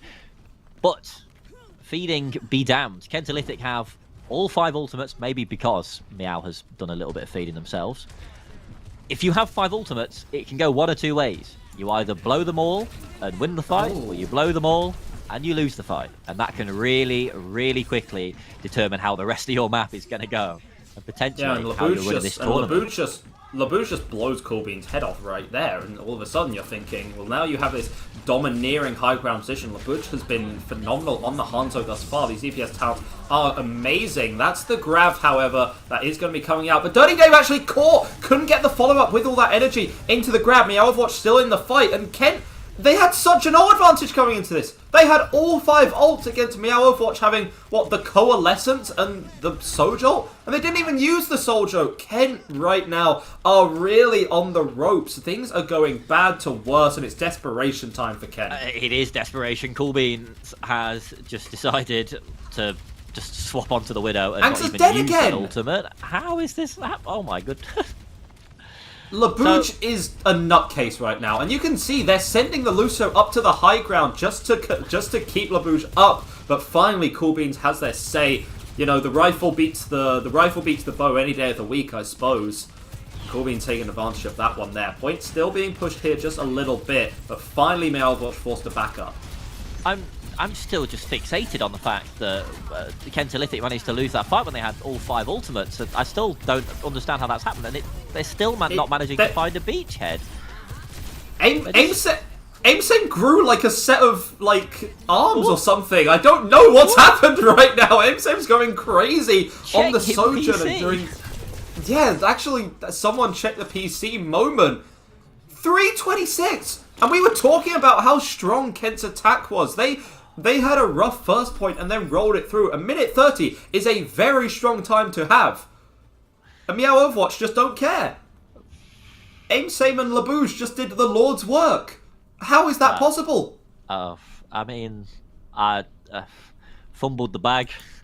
Homie's fumbled the bag. I think, unfortunately, everything from Dirty Dave popping the grab, wading in a little bit too far and getting killed before you get any value out of it. Very wise from the rest of Kent not to invest their ults to try and save it. I mean, Anxi obviously did with the Transcendence, but I think that's forgivable. Cool Beans then just swapping to Widow and not even using their ultimate. And then it all just went to pot from there. I think that was a complete disaster. It's really the only word that you could use. The stars aligned and in the wrong way. It's kind of inexcusable, to be honest. And I think Sticky is feeling himself as well. Quite happy playing the dance emote there. Also maybe a little bit bewildered about how exactly they managed to pull that out. But they are not complaining on the side of Meow Overwatch, Cat Girl Overwatch. Or Cat Boy Overwatch. Cat Human Overwatch. I don't know. We were talking about Cat Boys last time that we were on the mic, and I think that went down a treat. So I think we deny the people they're Cat Boys. You know, it's not too polite. They've to had discuss that right now, especially when we have this happening right now, and Kent still running the Ana backline again. Absurd amount of healing output at the cost of general team utility and lacking the Lucio to get onto anyone, which is a little odd considering that you have the Reaper. You had the Reaper, let's say that instead. You have the Reaper and the Bastion who want to get in so close, and you have nothing to really close that distance right now. And Aim Same is still hitting these shots. Aim Same is just... I'm out of words. Aim Same has actually grown like a third eye, and that third eye was devoted to playing Overwatch or something. They're killing Adaro in Spawn! What? Buddy. That's disgusting. My brethren. That was such a dirty stagger that Answer gives up any ult charge towards the Ana, swaps to Mercy to res him in Spawn, just so they can attempt to eke out another actual team fight in the 20 seconds they have remaining. That's actually a really strong. It's actually a really strong heads-up play. You have to give credit where it's due. Yeah, but if it turns out that they might wish they had that nano charge potentially. It could go either way. You retain the ult charge, so it's probably not going to be that big of a point, deal right now. Yes, that's a whole lot of damage coming through, and this is the success that you can see. The Sleep Dart and the Anti onto the Orisa, who's caught without any of the cooldowns, but Aim Same still has this overclock from downtown, and Zarya is going to get worked down now. Nadaro isn't able to do a whole lot. Yes, we'll get the trade out here, but no one from Kent able to retouch this point. Yes, and never mind, it is going to be Cool Beans swapping over to the Tracer, able to get the touch through. Coalescence is coming through right now, and Cool Beans... Quite the ragdoll. What? Cool Beans got sent to the Shadow Realm! That was a ragdoll. The void was calling for Cool Beans. Just for a split second, I heard a few bars from what's that Initial D song? Running in the 90s. You know the one, just like entering hyperspace to try and touch point. That was again pure slapstick. This is obviously this is high level Overwatch. These are all incredibly talented players doing everything they can. There's money on the line. There's prizes on the line. They're representing their universities, but it is also pure slapstick at times, and that is why it has been so much fun to cast this match today, impromptu and scuffed as it might be. Oh my god. To get our heads in the game slightly more. Now here's the thing. This is still winnable for Kent. They did manage to get one tick on the point. It's not a high bar to set yourself, of course, but it's enough, right? Yes, they managed to get a whole 3.4% more than the bare minimum they needed to still be competing. The point is they need perfection right now. Yeah. And they still have an opportunity to close out this series, and what a way to close it out it would be. But you have 3 minutes against Meow Overwatch, and Labouche and Aim Same have all of a sudden, just started playing Overwatch. It's ridiculous, the momentum that they now have. And sometimes as a player, when you're just feeling yourself a little bit, and suddenly you think, I'm just going to pop off, you just kind of do. Yeah, sometimes you just grow more arms, and your APM goes through the roof, and you just start clicking on heads. This is an absolutely amazing rotation here, a big one. They are just doing absolutely everything they can to dislodge this high ground, the background flipping from them, this high ground. Yeah, flipping the map for Kent right now. Going to be seeing who's actually going to be touching up onto the point. Labouche falls really early ahead of the rest of the team. And Kent, yeah, are able to take advantage of that. Get these picks coming through.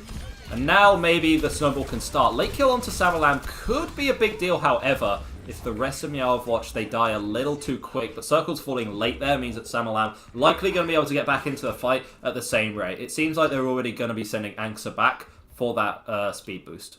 Yeah, I mean, Meow, they do have the advantage here of more time. They can pace themselves a little bit and go for a more positional play.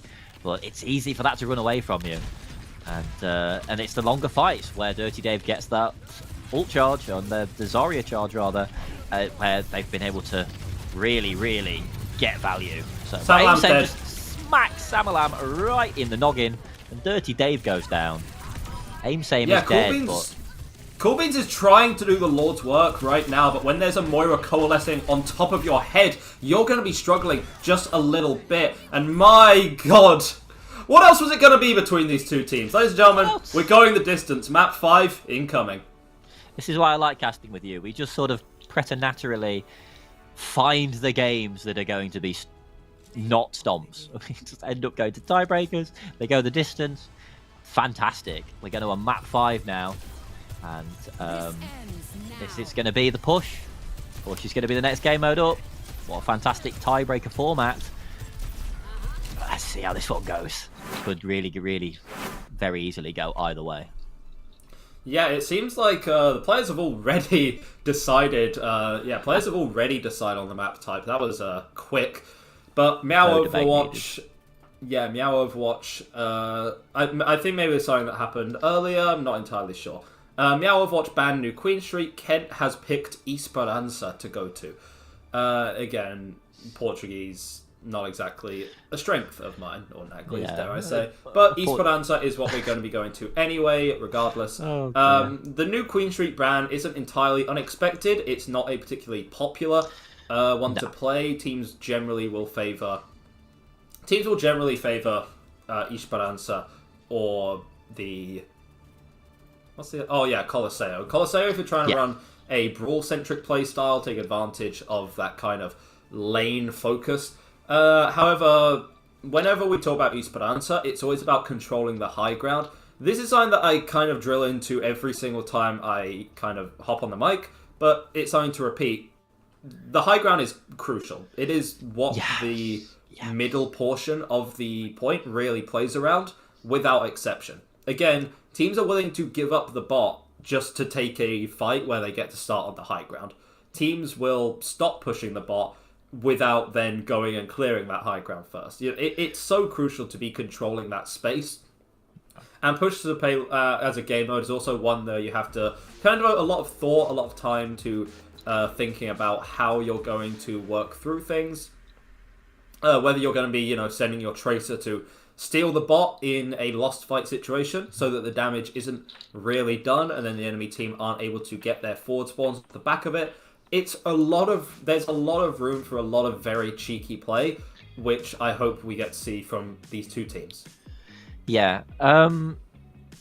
We are, I hear, going to go to a break very quickly, and immediately after that we're going to be getting into Esperança. But it's a very interesting map. The high ground is king in that one, and we'll see how that interacts with the Orisa that these teams have been playing in just a few minutes' time.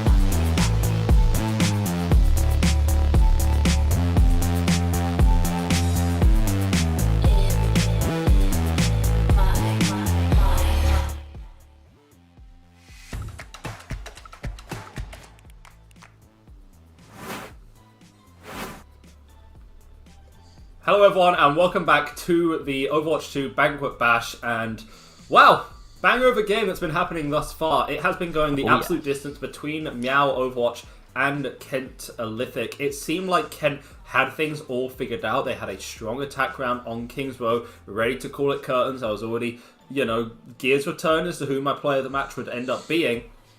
However, it then just turned a bit strange, and the DPS from Meow Overwatch, they took Overwatch lessons. They I don't know, paid for some coaching. Not entirely sure what happened in that 2-minute break between that 2-minute break before their own attack round, but it was absolutely insane. I think they must have gone through Jake's Overwatch for Dummies course that he recently posted on, I think it was Skillshare or something along those lines. They must have given it a quick read through and go, oh, I see you stand on the objective. I got you. It wasn't even that. It wasn't even about standing on the objective. I mean, Meow Overwatch have had a tempestuous relationship with the objective thus far, so to speak. But they are certainly having a pretty damn good relationship with clicking people in the head, which is what you want to be doing when you play Overwatch. That's the main thing. It's as simple as that. So, as a wise man once said, it's a shooter game. You click them in the head and they die. Right? Yeah. And so when you do click them in the head, they end up dying. Perfect, right? Okay. Yes. We are going to go over to push. Esperanza will be the decider in this final map right now. And remember that I don't think either of these teams are particularly pleased, because even after this grueling match, I mean, this has been going on for almost an hour and a half. It's going to end up being the almost 2-hour mark by the time all is said and done. You go through all of this, and then you get to face Loughborough after. And Loughborough are, well, let's just put it like this, because to say they're the favourites is a subjective opinion. The objective opinion is that they were the only ones to go completely undefeated in the qualifiers yesterday.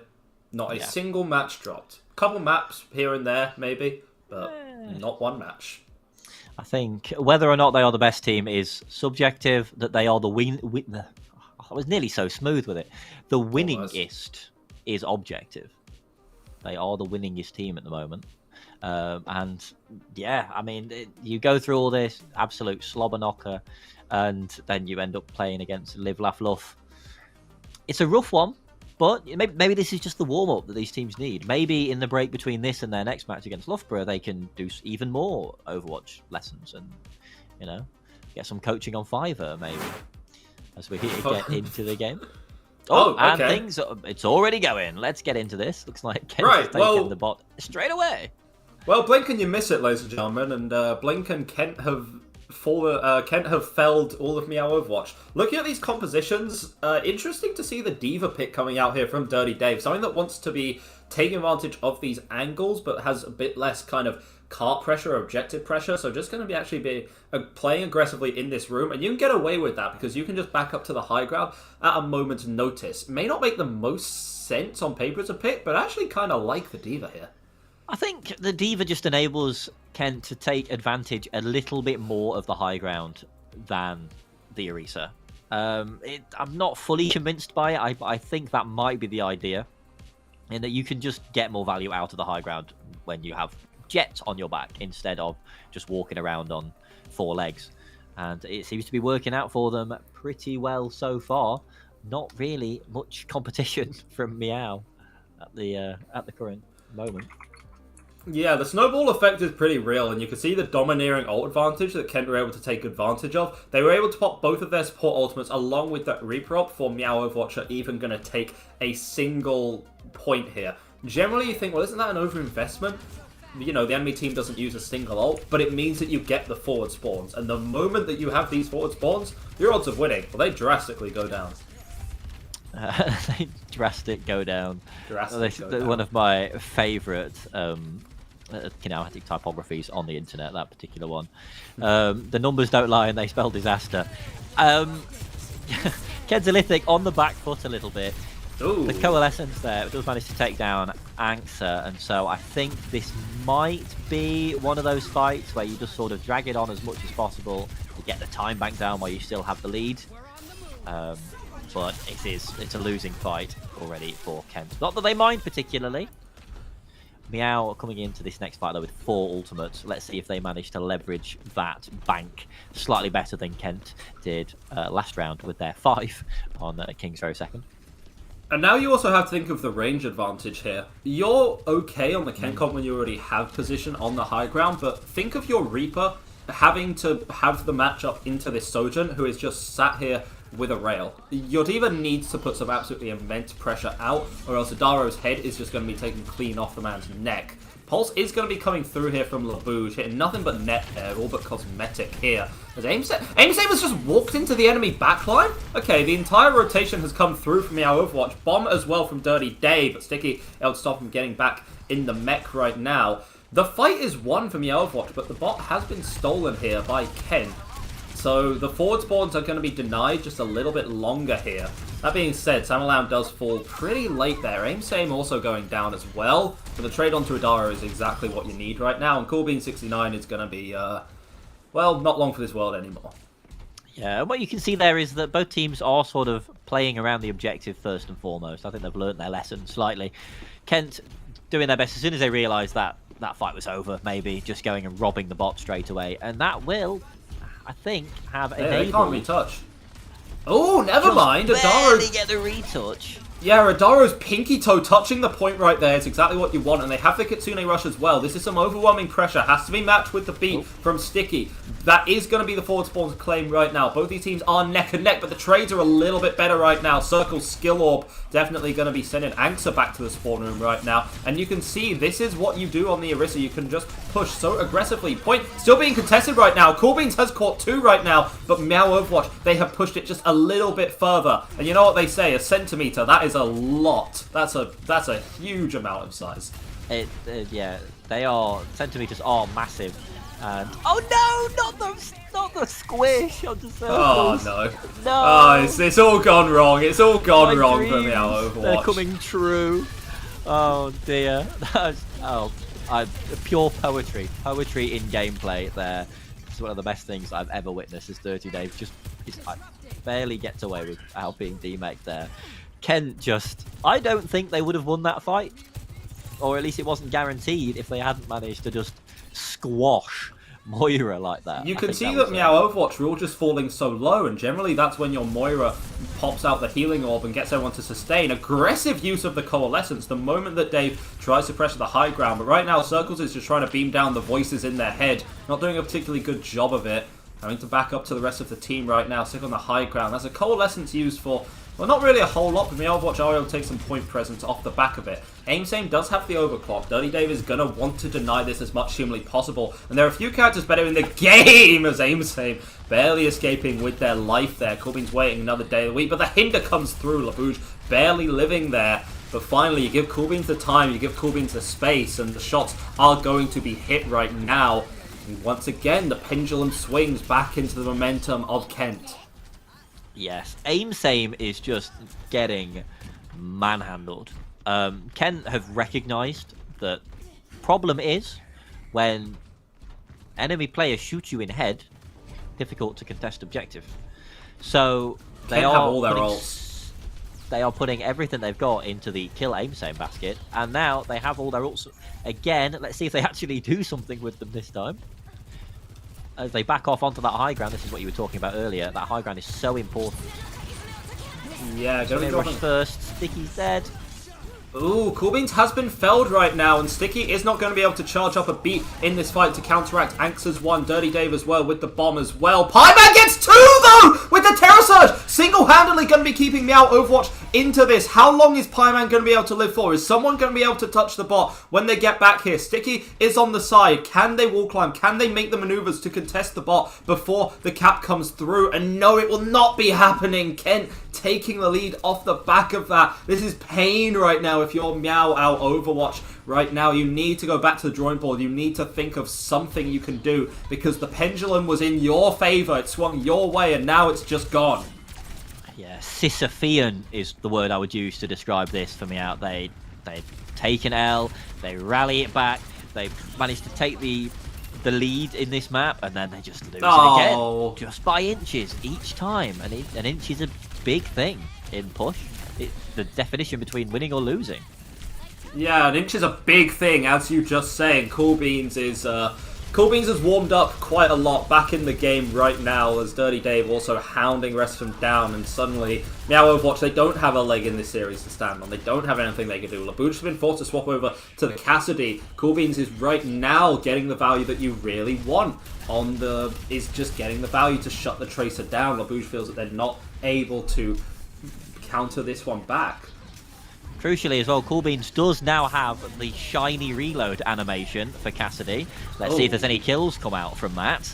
Although Samalam is dead, so this is sort of a lost fight already. I'd imagine they're just going to disengage. No, there's the reload. And yeah, Cool Beans going to be using that one. A bit of a cosmetic ultimate there from downtown. Adaro's still able to catch on to Pieman. Adaro, for someone who isn't traditionally a DPS player, has been putting in a phenomenal amount of work this series on the characters such as the Bastion and the Reaper, so you've got to give credit where it's due there right now. Bot going to be pushed all the way back to the center for the time being.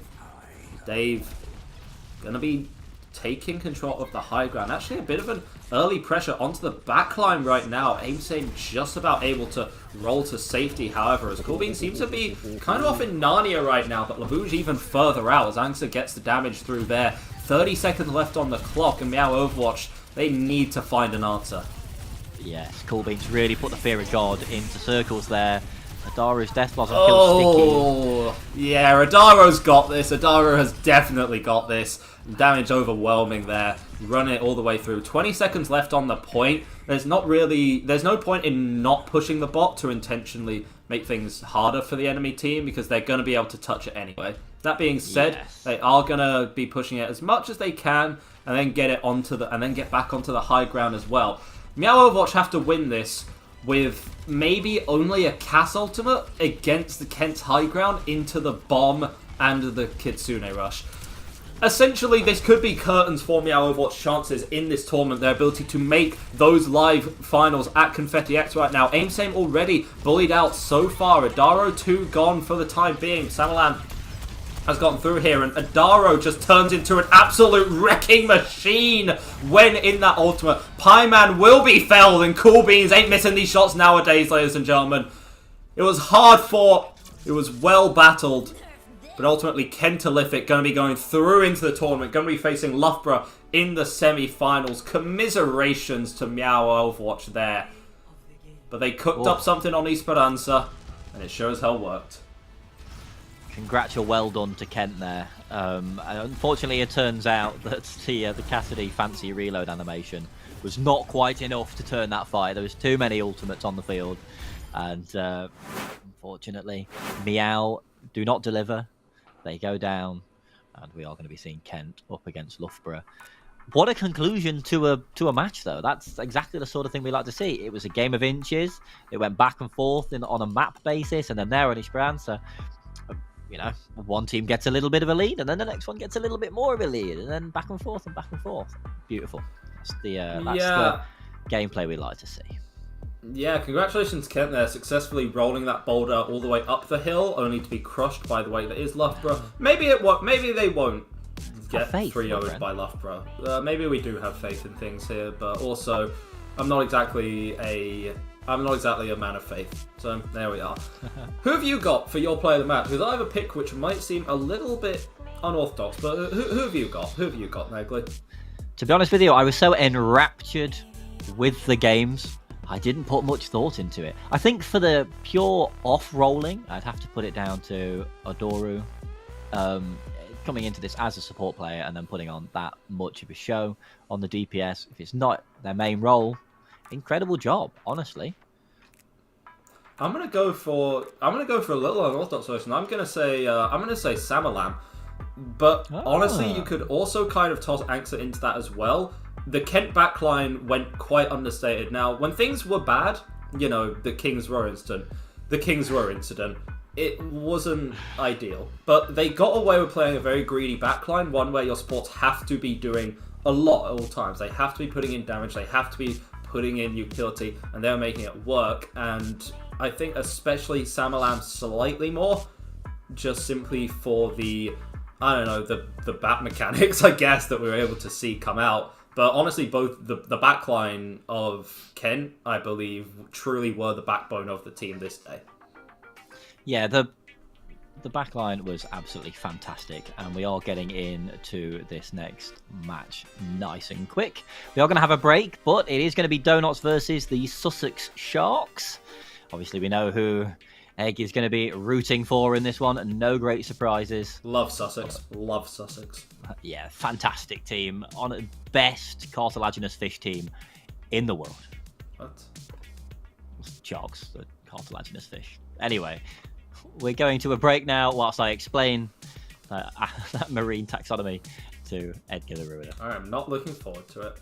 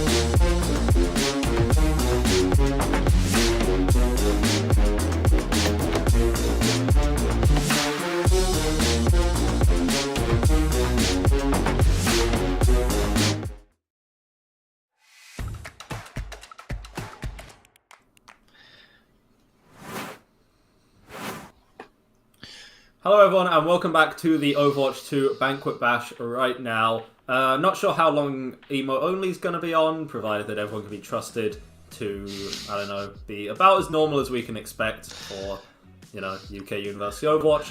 It's about what we want. I am Egda, joined by Neckley today, and that was a hell of a first game. Do we reckon that the second one's going to be of a similar kind of quality? I hope beyond hope that it's going to be of a similar quality. Whatever that means, you know, whichever way you define that previous match's quality, you know, it could go either way. I hope we see just as much wacky gameplay, as much humour as we did, and of course as much clutch and back and forth. However, you know, who's to say? Sussex Sharks and DoughNotts. Obviously, we know that Egg is a massive fan of DoughNotts. Sussex. The food, Sussex. the I'm restaurant. a massive fan of Sussex. That's, yeah. Sorry, of course. Yeah. Sussex Sharks. That's of course. Sorry, I didn't mean to step on you there. DoughNotts. Who? What? Nah. Mediocre. I think my favourite part of just Sussex in general is definitely the. Anyway, so our bracket is ready. We can have a little read through of what we're going to be seeing right now. We can have a little read through what we're going to be seeing. Loughborough and Kent are going to be facing off against each other in that. Well, we say upper bracket, it's single elimination. There's not really an upper bracket, lower bracket sort of situation going on. Loughborough, Kent, DoughNotts, Sussex. These are the four teams who are going to be fighting out for that ability to get to the LAN finals. Remember that champions are going to be winning, I believe, it's Uber Eats vouchers and bags of sweets. It's a hell of a prize, but hey, you know what? Free stuff for playing Overwatch, we'll take it. And the LAN finals are in Nottingham. Obviously, being Nottingham-based generally helps, but if anyone is interested in coming along, you can book your tickets for absolutely free, taking place at the Confetti X venue in Nottingham. In the Discord server, in the Discord server, you should find a link to Eventbrite, which should allow you to reserve your spot. Not entirely sure how many spots you can get, but make sure to reserve just in case they end up going quickly, because I kind of have told all of Nottingham to show up. So get them quick if you do intend to come by. You'll get to see some very handsome faces. You know, handsome as me because I'm really handsome. If Xsooty is there, he's quite handsome from what I've heard, allegedly, so he can get there. So we are actually going to be having a look at the rosters here today for the match between DoughNotts versus Sussex. It's going to be opening up with Sussex, and to be honest, a lot of this team is a little bit of an unknown quantity. I do like the name Tiny Cerebrum. That's kind of real. Very fits the Winston. They are kind of real for that one, so fair play there. But yeah, they were able to win their last match 3-0 quite convincingly against the Bristol side, and Bristol certainly no slouches in their own right. I believe yesterday, if I do check the standings real quick, if I do check standings real quick about where they actually ended up placing yesterday, Sussex did end up placing third, yeah, so they did quite highly. How it went is they went first by matches, and then they went by opponent map win percentage, and so the idea is that if you face tougher opponents and you have the same scores as your people next to you in the standings, then you get a little bit higher up. So Sussex, they had some tough opponents, but they managed to win out a lot of matches anyway. Comfortable 3-0 against Bristol to knock them out of the tournament, and now they're trying to punch their ticket all the way to Nottingham. So we got Nottingham coming up now, seeded 7th. These guys. Oh my god! And you will recognise a few of these if you tuned in a few weeks ago for our spring season final. Well, not the finals as such, but you know the lead up to that. We had a lot of fun casting a couple of Nottingham games. Sooty, of course, getting a lot of attention for the gameplay being put up there. We had a couple certified Maddie moments. A lot of fun always casting DoughNotts. Sorry, my brain just went blank because I'm looking at all these. I'm looking at all these player icons, and it's just reminding me of just how handsome and talented the Nottingham players are generally. But to rein myself in just a little bit, to say that Sooty is kind of the star is fair. Has been grinding really hard recently. Been playing a lot of the game, improving on every single role. Certain tier lists would say the best hit scan in University Overwatch right now. Whether you believe that or not is yet to be expected, but no longer can we really call DoughNotts Sooty and the Deadweights, right? Has a phenomenal roster surrounding him as well. Dino has picked up the tank role immeasurably well. Maddie, a nut Kiriko player. Harry has flexed over to Lucio quite strongly as well. Not a character he traditionally plays, but has worked it well. And then Luster is just the perfect last piece of the puzzle. Is essentially the Overwatch multi-tool, is Luster. Can do so much on so many different characters. It's a really strong matchup. But I am the least biased caster in the world, so I don't know. We'll see how it goes. We definitely will. Yes, I mean, obviously, it's reasonable to call Sooty the star. Some lights out performance we saw from Sooty in the previous few weeks as the game is ready. But Overwatch is a team game, and the team is greater than the sum of its parts. DoughNotts would not be as fantastic a team as it is without the presence of all of them. Chinese Dino, of course, on the tank. As we roll out now, please play Roadhog. Okay! Okay!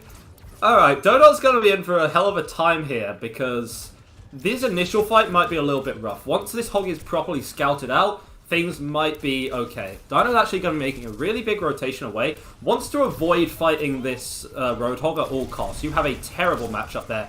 Actually going to be positioning on the high ground right now as AJX on the side is pressured out a little bit. Just sort of out of the fight right now, but Dino's using a bit of an early bubble there.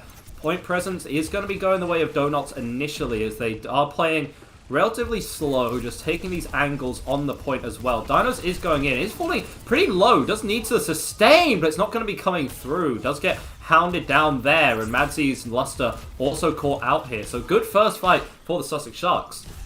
Very, very patient, very well-maintained, organised gameplay there. They knew what they needed to do. They knew who they needed to avoid. And what really blew the doors off that team fight there for Sussex was getting that kill onto the Winston Chinese Dino there, or as he's known to his friends, Arabian Theropod or something. Caucasian dog. The one. Dino trains with his cousins, Caucasian dog and Arabic dolphin. In his spare time as well. But making the adaptations over so I can deal with this a lot better. Sooty can just farm a lot of rail charge off of the Roadhog and then take the head clean off of anyone they may choose here. And point, yeah, just going to be flipped over the way of DoughNotts. The pressure simply overwhelming right now. If Sussex don't manage to land their hook, they don't manage to land their stickies, then they have no real right staying in this fight whatsoever. And DoughNotts now have so many tools to actually deal with that. AJX goes for the juke, but gets immediately taken out of it. Sooty is felled, however, on the side, though, and Ruler also taking a nice little angle. Madsy's going to be falling into the trap as Pokester doing ridiculous work right now on the Roadhog of all things. 30% on the point right now. And Sussex might be looking to start a bit of an upset, but DoughNotts had a lot of point presence out of that. Now, I would like to draw your attention back to something you said as we were getting set up. That Brig is a bad character, and everybody who plays Brig needs to get their brain checked. How do you? Has your opinion changed now that you're witnessing? Did you not?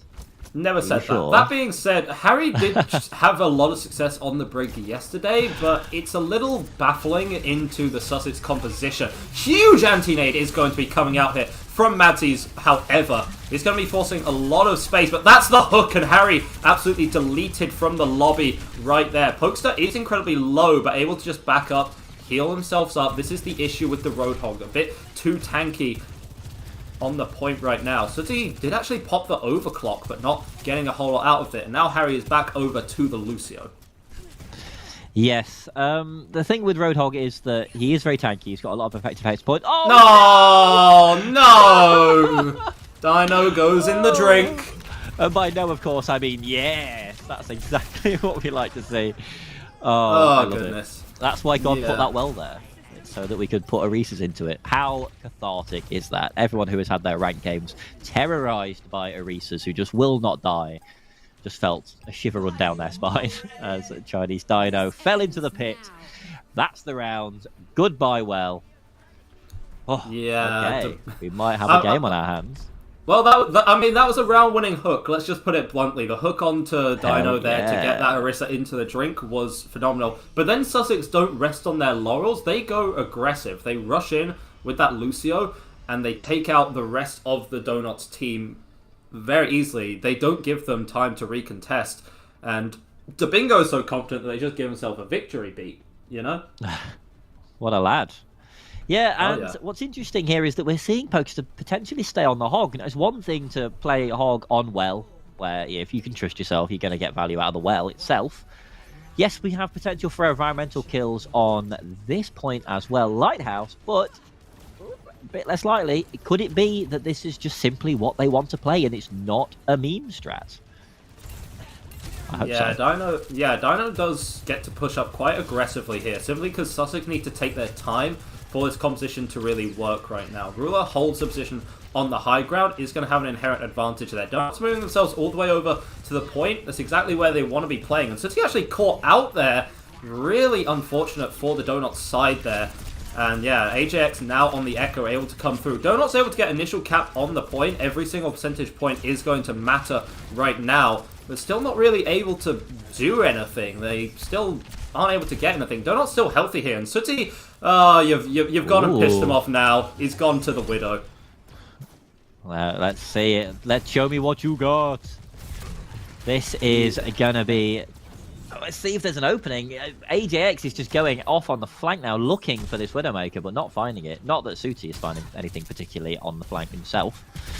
Yeah, this point's an awkward one to have to work through. And oh, okay, yep, that's exactly what happens. Ruler does end up getting the follow-up there, so it is a DPS for a DPS trade right now, but the Echo is a lot of burst damage, which is now gone for the side of Sussex. Pokester is still just on the outskirts of this point, looking for a way in right now. Can get a lot of damage onto Dino as the Nano came out onto Dabingo, who wins the duel against Luster. This is some grade A premium Kobe beef happening right now. What the hell?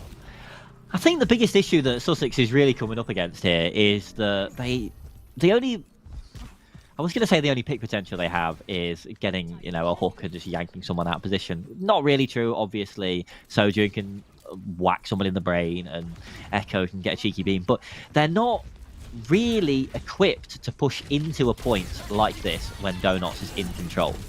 Oh, and yeah, that's a Kitsune. Yeah, that's a Kitsune coming through, and Sooty on the back with the Widow as well, just landing the headshot nice and clean. Luster does have the Wraith forced early. Point already flipped the way of DoughNotts, though. They know exactly what they want to play, and this is a hell of an angle for Sooty to be playing on. Counter beat is going to be out from Harry as well, and the sights too, and no Dinos! No, again! If I had a nickel for every time Dinos went off the map, I would have two. Not a lot, but it's weird that it happened twice. Yeah. Maddie able to get the pick onto that tank back, however, and Harry able to wall ride and climb for as much as he can be worth right now. Going to be seeing about 87% on the point accrue. 86, okay, I tried to credit. Go for DoughNotts, but the issue is Sussex use all of their ults. DoughNotts still have this Terror Surge to work with.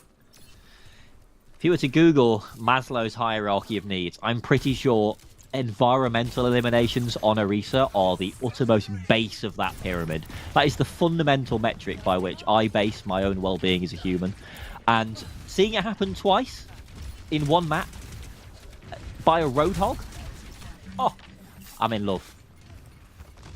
Yeah, and guess what DoughNotts going to do again? They're just going to go on the point. And again, it's just going to be taken right now. And Maddie actually just dueling out Ruler in the meanwhile as well. Sussex don't really have a window to get back onto this. Harry does go a little aggressive there, but that's going to be the nade actually eaten up. And the aggression with the Terror Surge is good for the damage. And oh my god, Dino, you handsome devil. Force a C9. We actually recently in the Overwatch channel, we had a vote, we had an awards for who the most handsome player is. Dinos did come third. So you got the third most handsome player on Overwatch. And before you ask, no, Sooty wasn't on the list. It must be a jawline diff or something. That was heartbreaking. That little, not really a C9 because it was forced, but just systematically denying that nanoed Roadhog from just wandering onto the point. You know, I don't. Much has happened in the match we've just watched previously. I don't think it would have made a huge difference if Pokester had managed to get onto the point and trigger overtime. But seeing him just be so thoroughly shut down and prevented from doing it is heartbreaking. But also, it's a sign, a glimmer of genius on the side of Cursed Dino and from Nottingham as a whole. And hopefully we're going to see this Widow duel come out now. Ruler and Sooty bashing Stokes against each other. I'm not biased here, but we're going to see how much of a duel it is versus how much of a, one-sided kind of hydrogen bomb versus coughing baby affair it's going to be. Big rotation is actually going to be coming out. Sooty is forced into an awful position right now. Harry is there with the peel, though, but it simply isn't enough. But once again, and I feel like this is going to be a big talk for a lot of this game, point already going the way of Nottingham. And the damage actually onto AJX, you try and kill the supports, they actually end up reversing it through onto you. Harry will finally be falling right now, but there's still some decent healing coming in from Madsies on the backside as well. Dino eventually felled, but 20% going the way of DoughNotts. 20% is not to be sneezed at. You'll take that, let's be real. That's 20% closer to victory, to this first map. Yes, I think it is going to be a continuing theme that DoughNotts are the ones who are really playing around the objective. Sussex do seem to have a bit of a habit of going off on their jollies and forgetting about it existing. So they haven't C9'd truly, but this could be a long match, and they do seem to be setting themselves up that way. Yeah, Ajax on the Genji right now, trying to charge up that blade. Dino getting very aggressive right now, and eventually, yeah, you give enough time, and that is a bit of a crucial pick. Both Kirikos are actually going to be traded out, however. Sooty's still on the high ground right now, and sure, there's no way this Hog lives here, right? Right, guys? Yeah, exactly. Okay, Hog will be felled eventually, and Lucio going to be chased down right now. Luster's been picking up the Tracer decently. Ruler does trade out onto Harry, though, so this point, maybe not quite as one-sided as we necessarily thought it would be, and Dino actually forced to run all the way to the hills, but not able to move those little legs fast enough. I think this is sort of the nature of the beast when it comes to these compositions, where it's not enough to just win a fight and then everyone cleanly disengages. Okay, maybe you kill the Roadhog. Oh! No! Back at you, friend! Back at you. Oh dear, I think going back to Hydrogen versus Coughing Baby, Sooty has kind of been the Coughing Baby so far. I'm sorry, buddy. Oof. Although, of course, Yikes. I know you're a Sussex guy. But maybe you kill the Roadhog first, sure, but it just takes so long for that fight win to actually materialize that you can get back in time. These are not quick fights. Yeah, Pulse Bomb not going to be doing a whole lot there. Yeah, Blade is out and the beat to reinforce it as well. That's the picks that have come out, and DoughNotts seem all out of sort right now. 97% on the point. No chance of a retouch there, and I apologise, Sussex Sharks. What? It appears I was not familiar with your game. Real recognises real. And clearly we were not real. That was a bit of a masterclass there from Sussex. And play of the game has to go to Pokester. I mean, look at this. Please be the hook. Please. Nope, just yoinking Sooty from Narnia, apparently. Oh, I mean, no, it is. No, it's not. No, it is. No, it's not. No. Don't do this to me. No, you really can't. Can't be doing this to us, man. Oh my goodness. I'm too old for this. My heart can't take it. Okay, Sussex. Well, that was a map of all time. Going over to Ilios first. I believe Sussex were able to actually select that one on account of being the higher seed. Whether the pick ban system's still in full effect, and it's clear they wanted Ilios first, and it's clear that it paid off right now. Now the momentum goes the way on Escort for goes the way of Nottingham to be choosing their next pick. And of the maps that we have available in the pool, reckoning that we're going to be looking at Rialto or Junkertown. Junkertown, I reckon, is just going to be banned outright by the side of Sussex. They don't want to be taking those sniper duels. That being said, Sussex were holding their own in those sniper duels decently well, to be perfectly honest. You can't really say that it was too one-sided. It was just really strong team play coming out from Sussex. I do think that Rialto is a realistic, we can expect to see Rialto. Sniper focused, got Sooty, very, very good sniper player, and I think on balance, kind of eking out the dub in that little duel there. And I think, I don't know, it just makes sense to me. It just makes sense. It just seems like the kind of map that they would want to go to. Because, oh, I think we've actually got it come through. DoughNotts pick Gibraltar. Wow. Oh, interesting. Interesting. Sussex then banned Rialto. Interesting. Perhaps knowing that they didn't want to deal with the smoke of the of the sniper duel. Interesting that DoughNotts picked Gibraltar and not Route 66, but this is something that's going to be allowed them to play that high ground style. Dinos is a phenomenal Winston player. How well that works up into the Hog is yet to be seen. But yeah, I guess play on the high ground, play nice and chill, and just win. If I'm talking to Nottingham right now, just win. Simple as that. Yeah, for all of my fellow Nottingham fans, of which there is, well, me. So there's probably a couple of you knocking around.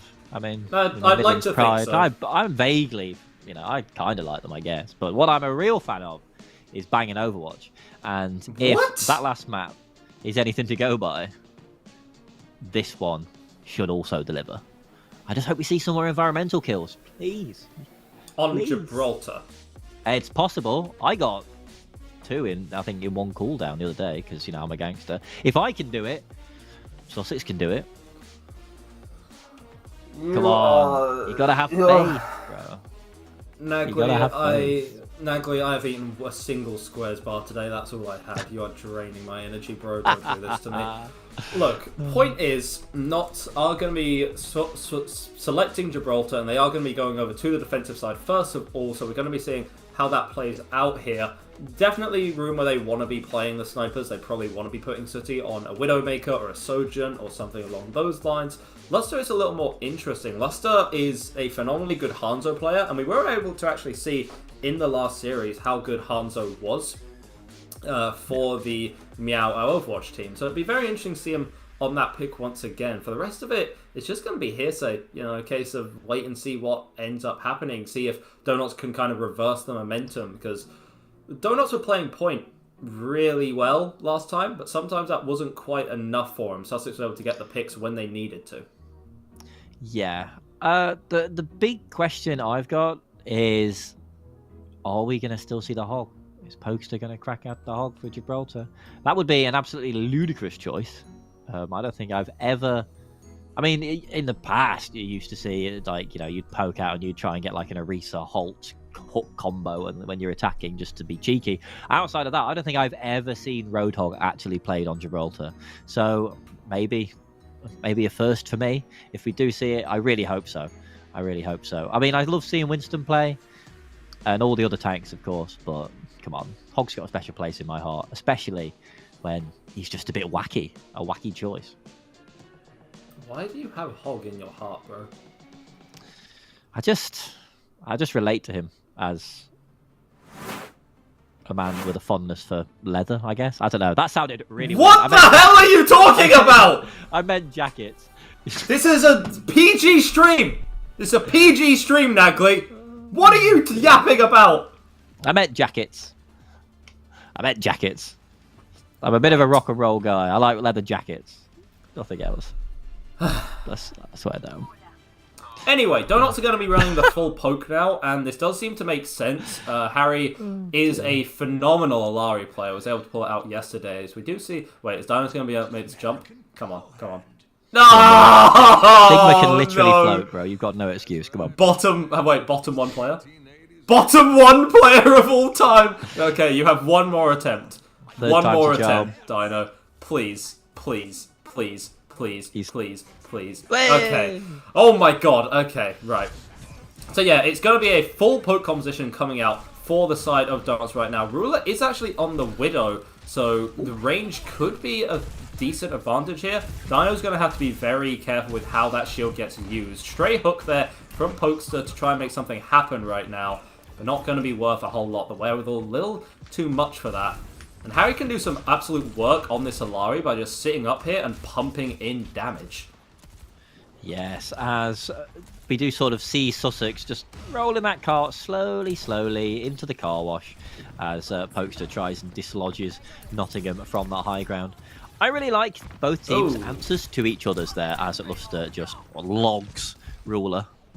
I think both teams have got a really clear idea of what the other one wants to play, and they've both adapted to it well. They do seem to counter each other pretty effectively. So, this could go either way. It's not an obvious compositional advantage on either side, really, although Sooty and the gang, DoughNotts, are clearly wiping the floor at the moment. Right now, with Luster hitting this many headshots on Hanzo, it's looking more like Luster and the gang right now. Luster and his girlies, of course, going to party till it's early. And Sussex are going to make a couple of adjustments to deal with that. The Ana for kind of a little bit of range healing as well. They are really insistent on having Pokester on the hog, though. Like this is the hill that they're dying on.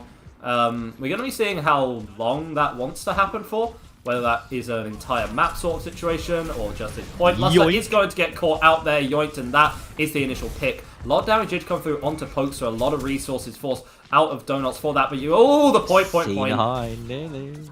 Yeah, very careful there, and eventually Sussex able to take advantage of the time, the distance, everything that they have to work with. There is still a pylon that is up, and this could actually be pretty big in just forcing the rest of, forcing the rest of the team back, as Lucio flies a bit too close to the sun! But the hog ult denies DoughNotts their touch. Oh, guys, and even Luster's still killing stuff. Luster! Where was this 5 minutes ago? Luster, you absolute lunatic. Bro is just having his way with the enemy right now. What? Bingo seemingly thinking they hadn't captured the objective there and going back to first. Beautiful 4K there. All for naught, sadly. But bro's just padding his stats. That's what's going on there, I think. Time off the clock. It's just, I don't know, magic. Pure magic. This is the kind of thing that I love to see, personally. I mean, what do you even say? Cursed Dino now, Chinese Dino, pardon me, has that Flux. Comboed into the Ilario, potentially. Could always be lethal. Could be pretty big, but... Yeah. And finally the drop is going to come through. Nano actually onto Pokester to make a bit of a reversal here. DoughNotts do have a lot of ults to work with. That pulse gets some damage onto Luster, but not going to be working it through. Instead, it's Harry on the high ground to catch the enemy DPS, but no tank presence here. What? The hook does come through for the ultimate. Huge hook from Pokester right there. Shuts it down completely. Sooty is back, however. Does have this pulse bomb right now. What? 700 feet!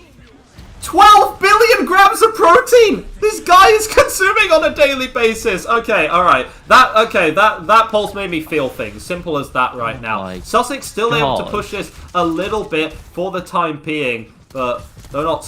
Off the back of that, they're able to stabilize here, and they've gone over to the Zen for that Discord. They want to shut that down, and they end up cancelling the ultimate again. Pokester is hitting these hooks like an absolute lunatic, but the battle was won for Sussex, but the war for DoughNotts eventually won out, and the ult economies of both teams are going to be very much reset. What the hell was that? My blood pressure cannot take this. That was two absolutely stonking. I'm not really an ult cancel on the Iliari, to be fair, but it was like, you don't hit that. That's not normally at all. I can't even conceive. Just absolutely astounding, frankly. Nottingham are stabilising here, which is the key thing for the map as a whole. They are managing to re-establish that sort of stranglehold on the objective. But Sussex are just so cheeky. They just keep finding ways to make Nottingham's life difficult. They refuse to play by the traditional rules of Overwatch. They're on the Reinhardt now on Gibraltar. Right. That was a staple of this map. Because, of course, when Roadhog doesn't work on Gibraltar, obviously you swap to Reinhardt. Pokester isn't a real human. I'm convinced Pokester isn't a real human. He's the reincarnation of Jinmu. Not that Jinmu's dead, but... I mean, they're going to be going over here. Ruler's actually going to make a mad flank right now. For the Donut, it's mostly on the Donut backline trying to live right now as Sooty gets caught out there by AJX. A bit of a problem for the time being. DoughNotts need to get something into this, but Harry pressured down the backline. Timing there, absolutely beautiful. Now you're down one of your healers for DoughNotts. What are you going to do? Is it going to be Luster's Dragon to get anything? Despite some heroics onto Ruler, it will not be. Sussex still managing to barrel this one all the way forward as Sooty just kind of dancing around on the Tracer thus far, trying to stay alive for as long as possible, but it will not be. Good God. This is ludicrous. This is one of the most absurd displays of Overwatch I've ever seen. Serious credit here to Raph doing the observation, because I don't really know how you begin to observe a match like this. It is so chaotic. Pokester has just walked onto the high ground. Or just I guess pinned onto the high ground, I guess. Whatever works for you, bud. Whatever works for you. As that's the damage that's going to be coming through. Sooty is going to get healed up. The one click not coming through right now. Luster taking advantage of that gravitic flux from Chinese Dino as well to pump the damage in.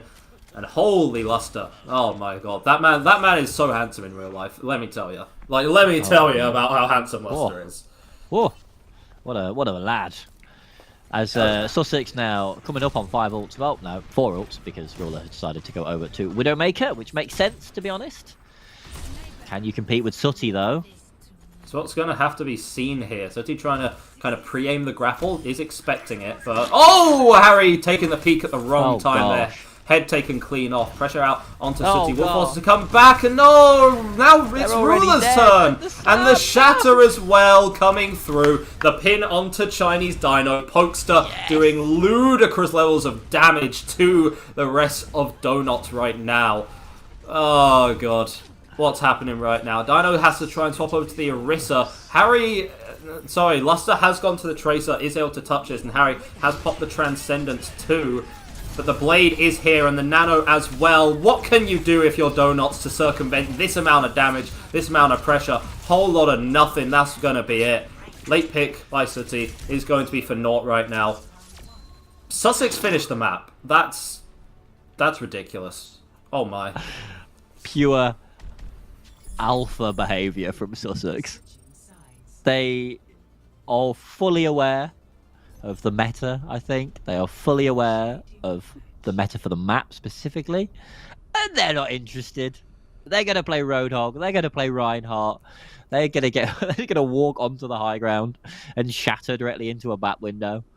And they're just going to take it. They're just going to take third point. They've got 14 seconds on the board, and which is not the biggest time bank in the world. But honestly, finishing Gibraltar is generally pretty impressive all by itself. Doing it with 14 seconds is a really long time. 14 seconds is a really long time. Don't even worry about it. It's a really long time. Have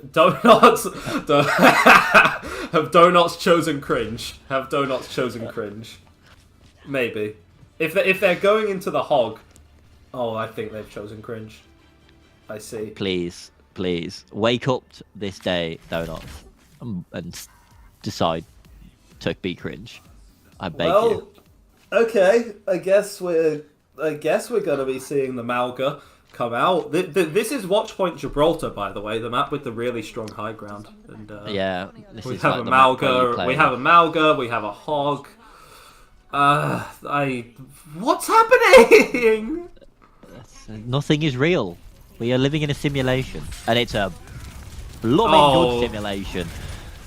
Dino just going to be running it in. That initial pressure onto Pokester didn't really do a whole lot there, and the hook onto Dino as well. Suzu was already used early, and yeah, that window of punishment was pretty good for the side of Sussex, able to get onto that one. Neofried doing some horrific things on the Ana thus far. Now, the thing about playing Malga into Roadhog is that Malga has a big old hitbox, and although you can do a lot of damage to him, he's got a really uncanny ability to put you exactly where he wants you with that hook, which is what happened there. Just yoink Malga, put him in your backline, and then just blap him. And then all of Nottingham was just panicking then. Oh no! Save Chinese Dino! The damage was done. There was no saving him. He was gone to the Shadow Realm. Yeah, right now you can see the issue here. Pokester went on a mad flank there. doesn't end up getting the hit through, but suddenly DoughNotts have rotated the point. Someone from Sussex is going to have to drop right now. Dino does pop that cardiac overdrive, and I feel like the game plan is pretty clear. They are just trying to kill this hog at all costs, but when you're focusing too heavily on that, there's a lot of things that you end up forgetting about, like taking care of the rest of your team. That being said, Cap's going to come through anyway, so maybe there's a little bit of bark to this bite of DoughNotts. A little bit of they're doing a little bit of woofing right now. That was very respectable. They read it perfectly. They made the adaptations they needed to make. They focused everything they could. They squeezed Pokester. They really did get everything out of him and put him back into the spawn room. And then after that, Pokester is the linchpin of this Sussex composition. So as soon as he goes down, not much that can be said. AJX can work miracles, but not every single team fight. Yeah, so it's a very cheeky pulse there. Luster actually going to be dropping that window in the middle of the fight. And that's a great pinch onto Ruler. Going to be felt immediately now. And the DoughNotts train just going to keep on rolling. No real need for finesse there, as there is going to be some pressure. That is the Nano Blade. That is out, however. The boot perfectly timed there. Not able to deny the dash resets, though, from AJX, who just puts the damage in all the way. Maddie actually going to be living right now, and Dinos has that cardiac overdrive on top of the point. Eventually forced to back up when your Tracer goes down as well. A good amount of distance made for DoughNotts on one attack there. Yes, that's a lot of... That's basically all of second point there. You only really need to take one more fight. Yeah, pardon me. And this is where you do want to stabilise if you are Sussex. Nice wide open space. The high ground obviously always impactful. Okay. Not that it matters, but the Roadhog is on there. Maybe that's a Maddie moment. I don't know. The point is going to be hooked up into the skybox and brutalised by Pokester. And suddenly that DoughNotts time bank is going to be whittled down just a little bit more, being sent all the way back to the spawn. That's how I think Sussex really need to play it at this point, is they want to get in there, they want to get a cheeky pick like this, maybe, potentially. Or at least delay somehow Nottingham's game plan and just burn the clock. They know they can afford to lose second if they really have to. They're playing the long game. All they need is to stop Nottingham from completing the map. Dino is alive somehow. Chinese Dinos is alive somehow, some way, and Ruler not suffering a similar fate there, as that's going to be the Kitsune Rush on the point right now. And right now you can see it's the Pokester, it's the kill Pokester show if you're Chinese Dino. Don't let that man breathe. Don't let him live. Don't let him do a damn thing right now. DoughNotts going to be getting this one relatively convincingly. Going to have 4 minutes left on the clock to work with right now. Pokester was considering swapping to the Orisa, but no. It's going to be on Hog anyway. And a Bastion as well. Why not? Why not, big lad? Why not? And Zen. Okay, they are full counter-comping the Mauga. And Dino, Dino has considered the options and is like, nah, man, I'm chill. Not interested in competing with that and going over to the Orisa. Pokester also on the Orisa. You coward.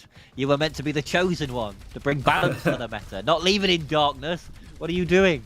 Go back to spawn right now, boy. I think we can accept this. He's given us a good show so far.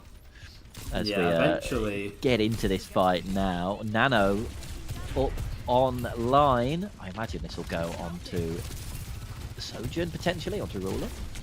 Or Pokester to keep him alive. We'll have to see! The overclock was popped and that's taken down! There's no term for Ajaxing your overclock, but I don't know, that was one right there. It's going to be the Nano out onto Neofried, onto Ajax to try and make something happen, but your dry Nano Genji isn't going to be worth a whole lot. Bursted down by the entirety of DoughNotts right now, and desperation picks from Sussex not going to be worth a whole lot. 3:37 on the clock, and hey, whatever DoughNotts were cooking, make more of it. That stuff is delicious, bro. Keep it up. Bruh. Like, bruh is how we define what is on our screens right now, Nagley. Just like, oh, there's a Malga. I mean, as the Nottingham rep, I mean, have we chosen cringe? Yes. Is cringe sometimes like acceptable in this day and age, in this economy? Probably. There's a land final on the line, okay? That's how I'll defend the Malga pick. In esports, cringe is always acceptable and sometimes inevitable. You know, it's just the nature of the sport. And you know what? That's fine. What I'm truly disappointed in is that Sussex Sharks, upon seeing that the victory on this map was slipping out of their fingers, they buckled and they locked in Orisa. They didn't stick to their guns and their chain hook. They buckled, and I will never forgive them for that. Never. Unless they do something really incredible, like get an environmental kill on the back part of this map, in which case you are obsessed they will with be this upset. environmental kill narrative, and you do not do it. Harry also skill issuing the jump there, as we could see briefly. Harry, okay, doesn't skill issue that time. Very proud of you, lad. Very proud of you, lad. Yeah, Harry 9394 is actually really strong. He benches 300 kilo. True fact. What a beast.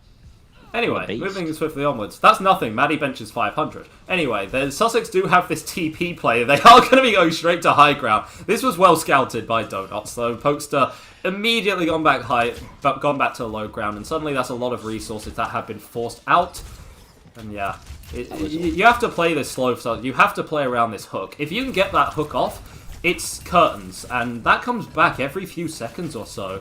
But it's very cyclical, you know? It's that one hook and... or the one shot there. Ruler doing some phenomenal work on the Sojourn thus far. Rest of DoughNotts going to have to feel like they're reeling. No! Oh my god! Oh my god, it happened!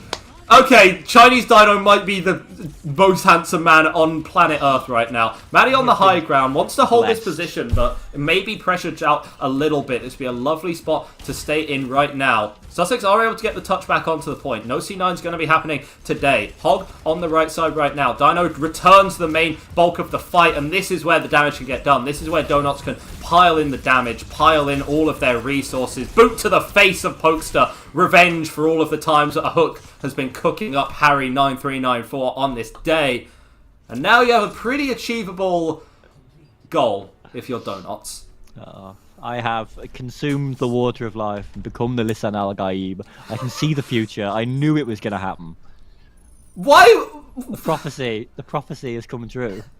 Except it was actually Chinese Dino. But I don't care. I hate you. As long as we saw an environmental kill. Nagli, I hate you. Always have faith.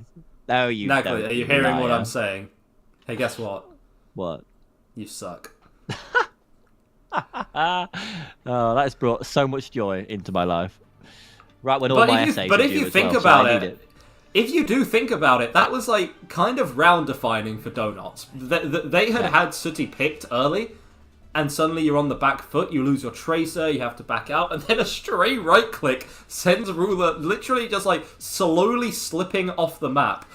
And now DoughNotts have a really good way back into this. They are going to be running the Malga again. This time they're going to be a little surprised that Pokester's no longer on the Hog, but on the Orisa, a character which can mostly just negate the effect of Malga. Remember that they had to adjust Fortify to prevent all critical damage. Originally, Malga could still crit through a Fortified Orisa. Not the case anymore, so a pretty good counter into that character. Harry on the Zen as well, going for the poke. This will be a bit of a shock, but maybe not unexpected in the grand scheme of things. Unexpected for Pokester specifically, but not in the context of playing Overwatch for prizes. It's never a surprise to see an Orisa in that context. And they've scouted it out already, and they are, I think, just planning on taking this bridge, getting Madsies up there, and just adding a little bit of extra pressure. The threat of the anti-nade, of course, is omnipresent. That thing can shut a tank down in about 2 seconds flat. And Sussex having to push back to the box already. Yeah, Dino are actually going to be forced to go back onto the Orisa there. Sees the counter Orisa pit from Pokester, realize they don't want any of this. Sooty has to be very careful right now. Does end up getting that. Point almost capped out there, but Sussex are able to get there for the contest right now. In these slower fights, you really like the ability of the Discord and the anti-nade, and Pokester just going to be waylaid all the way down for it. HX is on the point, though. Does get some nice picks out through, but Harry puts the boots to faces right now. This point is just inching forward and forward. You have tank presence if you're DoughNotts, but you don't have the damage, unfortunately. That is so close to victory for the DoughNotts side. Pokester's been forced to swap over to the ball just to retouch. He's going to have to now make this ball work for the next 2.5 minutes. I'm always a fan of Ball in these clutch scenarios. I think the secret passive ability of Ball is just the ability to induce chaos. And chaos is a ladder. potentially, I mean, obviously not a very good matchup at all into Orisa, but I mean, get a cheeky pick, something, just throw everyone for a loop. I mean, Harry's out already. Yeah, nice stick though, and the damage is overwhelming onto AJX right now. Your Reaper is out of the fight. Neofried has popped that. Neofried has been able to pop that, and yes, run through does eventually come through onto Ruler. Dino keeping the point locked down this entire time. Pokester trying to stall for as long as that little hamster's life can, but eventually it's just fighting against the inevitable. Late pick onto Madsies could be worth something here. Dabingo is desperate right now, wants to make this work, but Dinos has the last say with that Terror Surge. Reaper is able to get back here, spear spinning away from the point, but it's just the Dino show right now. Well fought for Sussex, but DoughNotts eventually going to be clinching Gibraltar, and a bit of a nail-biter there. And suddenly, match is a little closer than we'd like to think. Oh, yes. And slightly heartbreaking there, of course. We were a mere scant percentages away from that Death Blossom coming out, which, you know, it's one of those ultimates that it can hit different in overtime and clear a point. But there was plenty of time on the board anyway. Very, very good showing from Sussex there. Nottingham, of course, I think just reading it a little bit better. Coming out more prepared, more flexible, just more able to put their strats into action and to kind of wipe the floor a little bit with them, to be honest. Also consider the fact that Luster is about... You know how Hanzo's like quite like muscular, like well built, you know? That's Luster in real life. Is it? Yeah. With like the dragon tattoos that are magic and everything. Yeah, like bro shows up to our socials and just, you know, pats me on the shoulder like, hey, what's up, pipsqueak? And then he is just, you know, he's just a domineering figure. Never mean, but just very intimidating like that, you know? Yeah. All of the Nottingham players are, you know. If you're intimidating in game, clearly you must be out of game as well. That tracks in my real life. That's why I'm not intimidating in games, but there you go. Of course. Yes. It is going to be Flashpoint next, which is going to be the pick of the Sussex Sharks. I do believe that we will be going to a quick break when it is ready. Yes, we are going to be going to a quick break. We're going to be back very, very shortly. So don't go anywhere. We'll be back soon.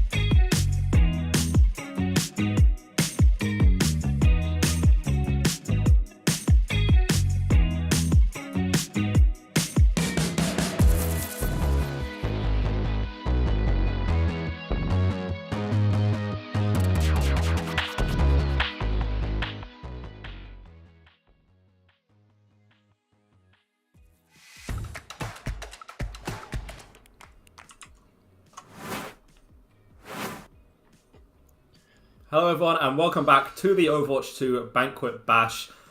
DoughNotts versus Sussex Sharks right now. Currently 1-1. Bit of a hot start from Sussex, but DoughNotts definitely cooled it down a little bit. Just played a bit of a slower style. Maddie was very happy to play the Ana, as we can see. And it clearly worked out, able to play their distances, play their time a little bit better. And yeah, the Gibraltar pick really worked out. But if Sussex wants to heat things right back up again, then they've got to think about their next map choice, and it's going to be Flashpoint regardless, so whatever happens, we have to contend with a fast-paced, chaotic style. If you want a one-trick hog, it's okay. Go for it, you know? Yeah. Go for it. Yeah, there's worse things you could do. There's also the issue of if Nottingham lose to the hog one-tricks, then yeah. Then I don't know. Then yeah, he will be very unhappy. I, on the other hand, I will be very, very euphoric if Sussex come out, as long as they do it on the Roadhog.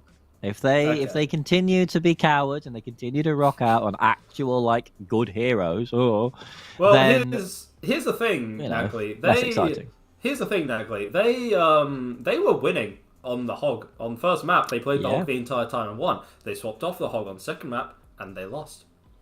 Maybe this is the key. Maybe Sussex is giving us insight into a dimension that we've never seen, teaching us how to play Overwatch and not just brain rot Orisa and angles over and over again. I don't know. Could be. Could be. It all has to be seen. Right now, it's all just hearsay, isn't it? We actually have some hot goss from the server right now. Pokester says, "Play monkey, please." I imagine that's in some variation of Uwu. And then Chinese Dino has responded, "Okay, you mirror though." I don't believe they will mirror, to be honest. I don't either, but this is content. This is content. Yeah. This is what we like to see. And I'm hearing map Suravasa ?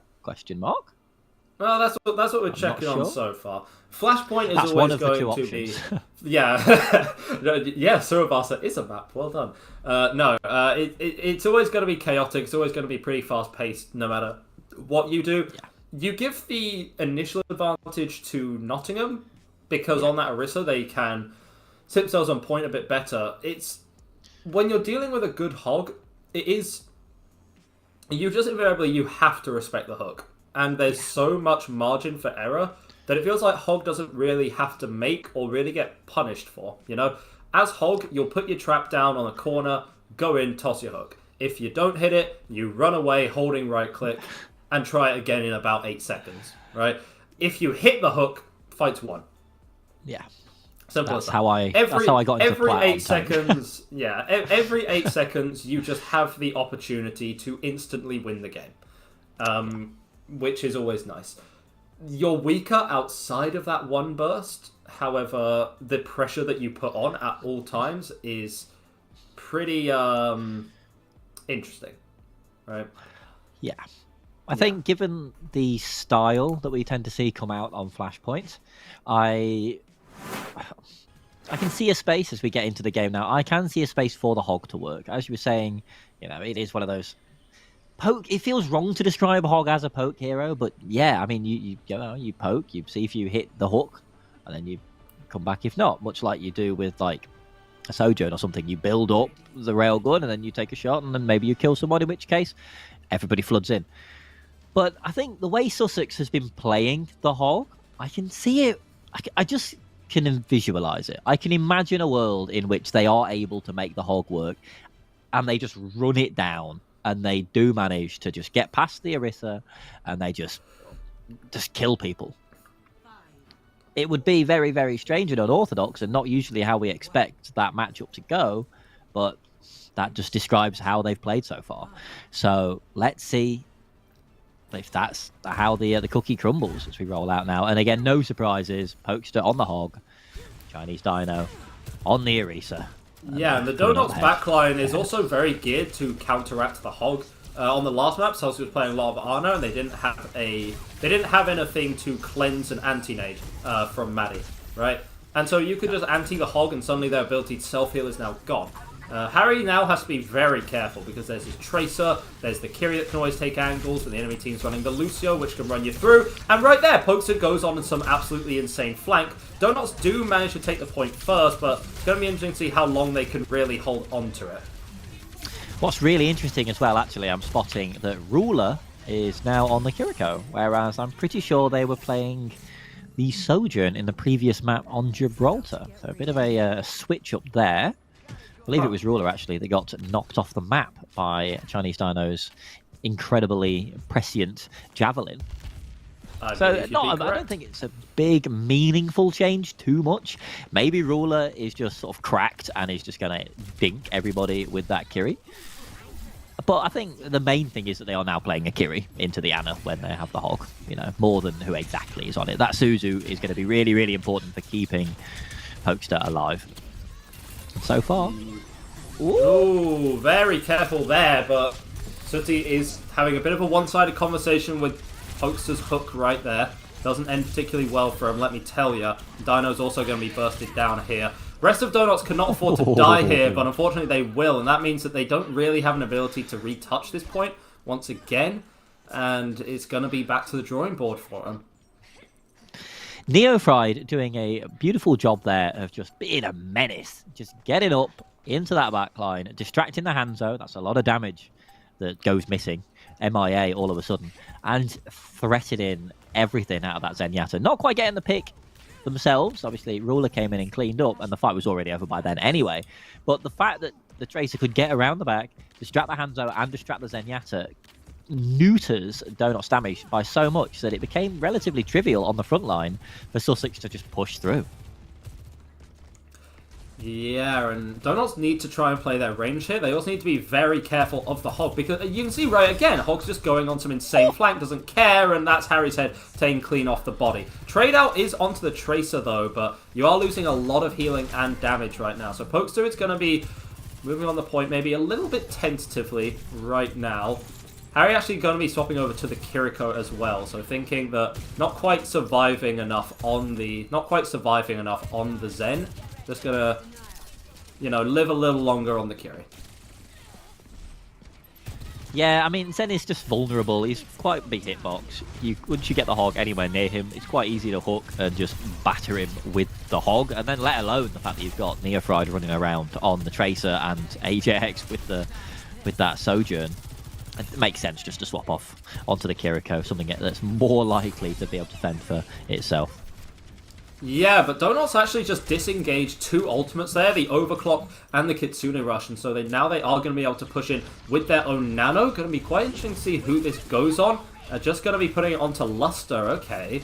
So get a very tanky, high damaging presence on the point. Actually flip the point as well. Sussex seem very happy to trade point presence at any given time. Luster is going to be felled, and Dino not going to be long for this world when having to deal with Pokester close range with that whole Hog. Harry on the side, not able to deliver quite as much healing as you would like there.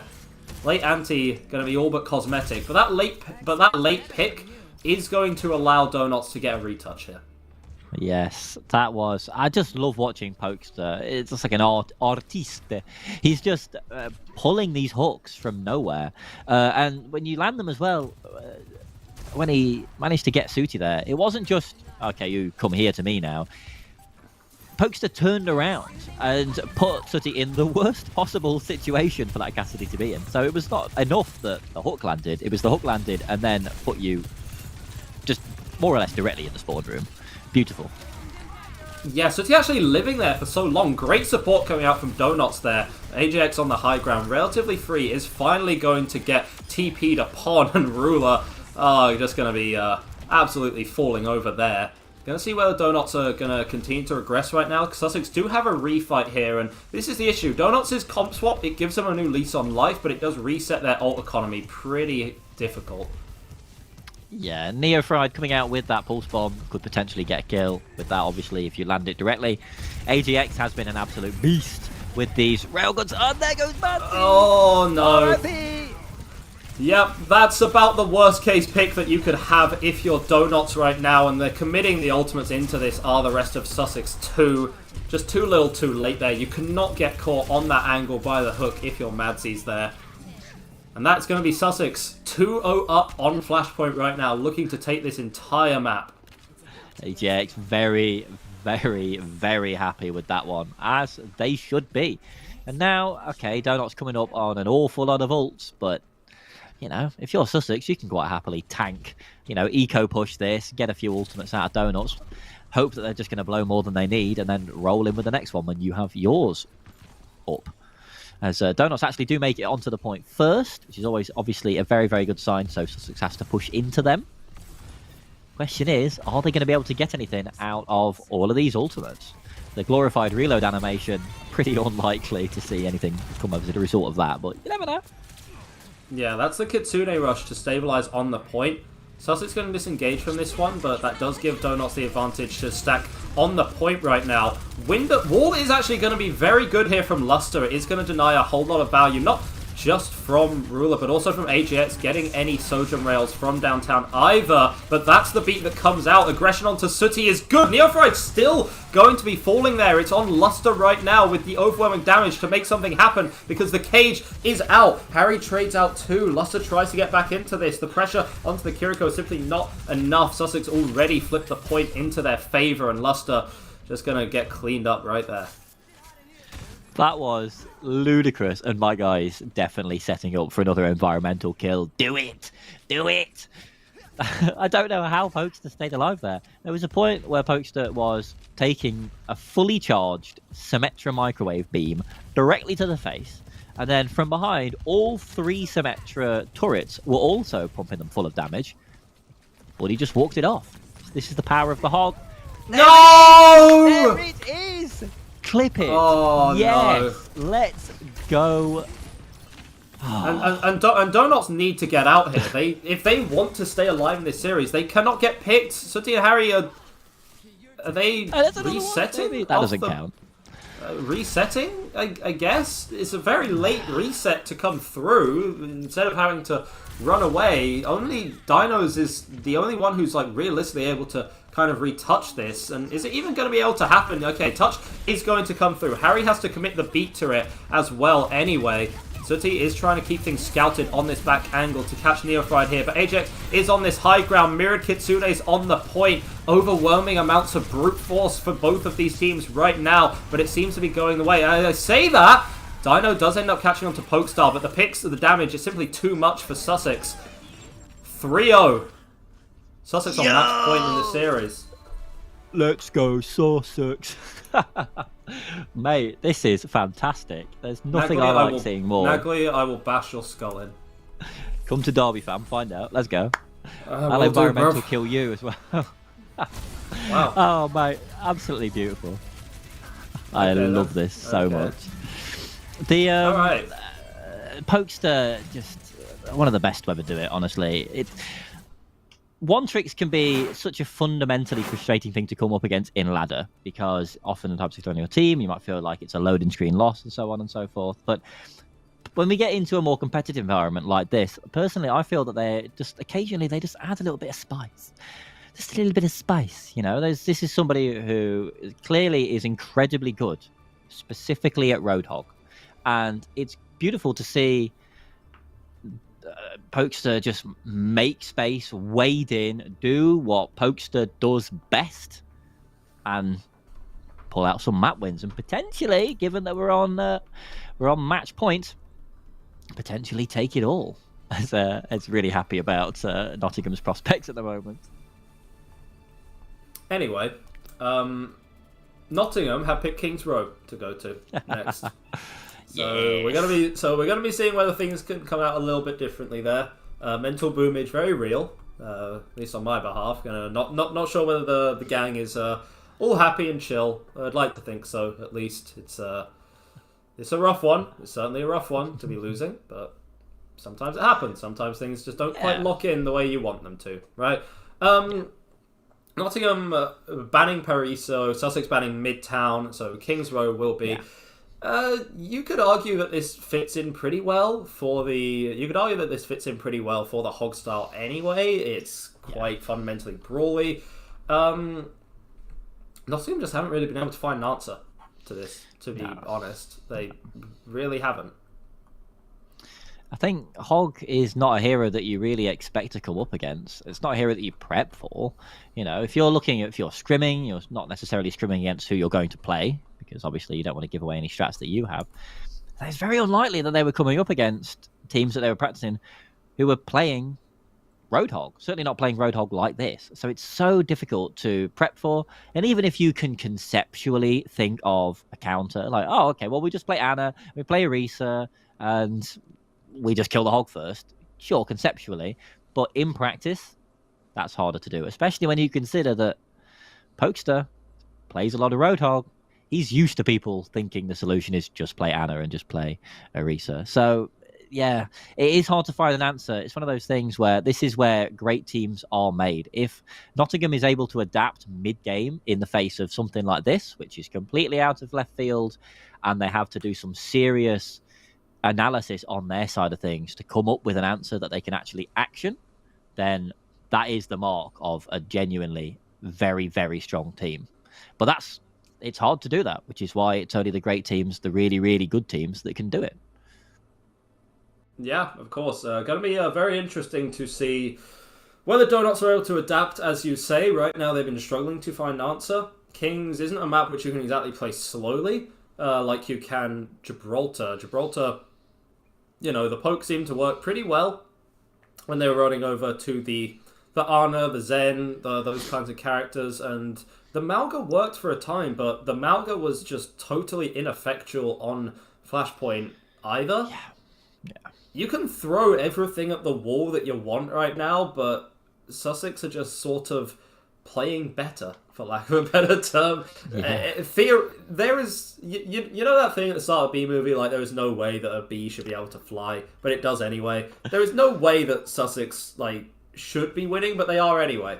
Fair play to them. If they knock Nottingham out of the tournament, then okay, upset of the century, I guess. But this is insane. The Hog 1 tricks are kind of rolling over Nottingham. Yes, they are. And, you know, I think I hear the lobby coming up in the background, so we might be getting into that in just a moment's time. Kings Row it could go either way, I think. It's not a map which is obviously bad or obviously good for Roadhog. And obviously, we had a map which was obviously bad for Roadhog in Gibraltar, and it wasn't exactly. It's not as if they did particularly poorly on Roadhog on that. So, I think we'll reserve judgment a little bit on how well Kings Row is going to do just based on the composition. We've seen Sussex just do magical things, and they may well do it again. Or, you know, DoughNotts may have, in that little break, they may have banged their heads together and come up with a solution, one of which may be Luster on that May. You know, the terrain, the ability to edit terrain that May gives you, if you just put up a wall behind the Roadhog, that's a really, really powerful thing immediately, because you can kill a Roadhog oftentimes quite a bit faster than his team can bust through that ice wall. So we'll see if Luster's adaptation there makes a massive difference, or if Pokester continues to be the Pokester of the show. Hook does come out early. That forces a lot of resources out of DoughNotts, and right now they're all so low, trying to stay alive in this. Pokester does also fall pretty low, but they're able to heal themselves up, and Luster already used the ice blocks and not going to have that same luxury to really work with.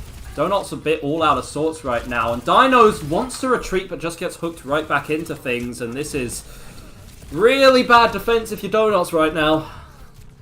Not ideal at all. I think what we're really seeing here is it's so easy to talk about Pokester. That's the main thing. Like, oh, what is Sussex doing that's working? Is that they're playing the Roadhog. But it's not just that. Neofreed there really coming up clutch and just battering from the side at DoughNotts. The disruption coming in from the Hog is great. Those hooks are fantastic. But it's meaningless if the DPS aren't able to follow up on that. And Neofried and AGX are both doing fantastic jobs at finding... There you go. Maddie's just dead! What? There you go. You see, Neofried does it again. You don't even need the Hog involved. They can just frag by themselves. No idea how that happens there, man. You're just going to be swapping over to the Arna's. Had enough of this shenanigans. Still doesn't do anything about Neofried, who's harassing the backline, doing a damn good job of it. DoughNotts are out of sorts right now. Sussex are able to just push this one all the way through. They're getting so much distance, so much time to work with right now. It's sort of brutal. That was the attempt at the pulse bomb there. The City is eventually going to be able to force everyone out. Decent wall is going to be coming out there from Luster to put Sussex on the back foot right now. But you see Pokester just able to live. And now Ruler has popped this Kitsune Rush. And it has split DoughNotts like a walnut right now. Just perfectly in two. But Luster is able to put that May ultimate down. Ruler is going to be frozen up briefly, but not actually picked there. But finally, DoughNotts are going to be cleaning this one up. With the tank presence now gone, you can't expect Sussex to stay in this fight for long. As I say that, however, in that small room, the brawl happened. Yeah, Dabingo working things through right now. Maddie's still at the back, at the very far back things right now. And a beat also committed. That's a selfish beat, but it works. Yeah, if it works, then it works, I guess. I think what we might be seeing here is a little bit of mental boom coming out from Nottingham. I feel like there might be a slight composure differential here, unfortunately. Hog can be so frustrating to play against. You feel as though you just have your own agency stolen from you when you just get yanked out of position and then just insta-blapped by this random Australian man. It can be so aggravating, and so I could understand if Nottingham is just starting to get a little bit, get a little bit antsy, thinking, oh my goodness, why can't we kill this guy? Certainly gonna have to lock in on this defensive side right here. It's AJX able to get Luster out before the damage is able to come through. Pokester able to just get that whole hog off, put some damage through. Sleep there is going to deny time and space for a little bit. Nice ultimate from Dinos. It's able to put in a whole lot of damage. But Ruler charges up in all of that chaos. The Kitsune Rush that comes out, and Neofry got the stick onto Madsies as well. So there is no way that Dinos is realistically able to live here. Not able to get out of this. Luster's had to go over to the Torbjorn out of desperation to shut down Neofried. Not it, Chief. I don't think. It's a step towards defeating that Tracer, mitigating her impact. But I'm not convinced. Harry over to the Zenyatta as well. You're just trying to. I would describe these as panic swaps, to be honest with you. And she's perfectly Among Us pillar strafing out of the way of that Torbjorn there. Comical. I think Nottingham might actually hold this. Ruler is down. We've got Suti on the Widow, locking down these angles pretty tightly. This is, of course, where Pokester, I was so certain that he was about to just turn around and then whip someone into that pit, and I'm not sure I would have been able to take it. I would have died. I also would have, but for very different reasons than you, good sir. Neofried actually going to be swapping over to the Widow to counteract Sooty here. Was able to kind of make it work before on Ilios as well, as Pokester still just sort of get... You can see Pokester just sort of take a lot of damage and then just kind of go back in anyway. The healing is very good. Ruler's actually gone over to the Ana to enable that a little bit more. Do you reckon that Sooty and Neofried are going to be trying to get the better of each other right now? You have to be looking about 1,000 directions at once.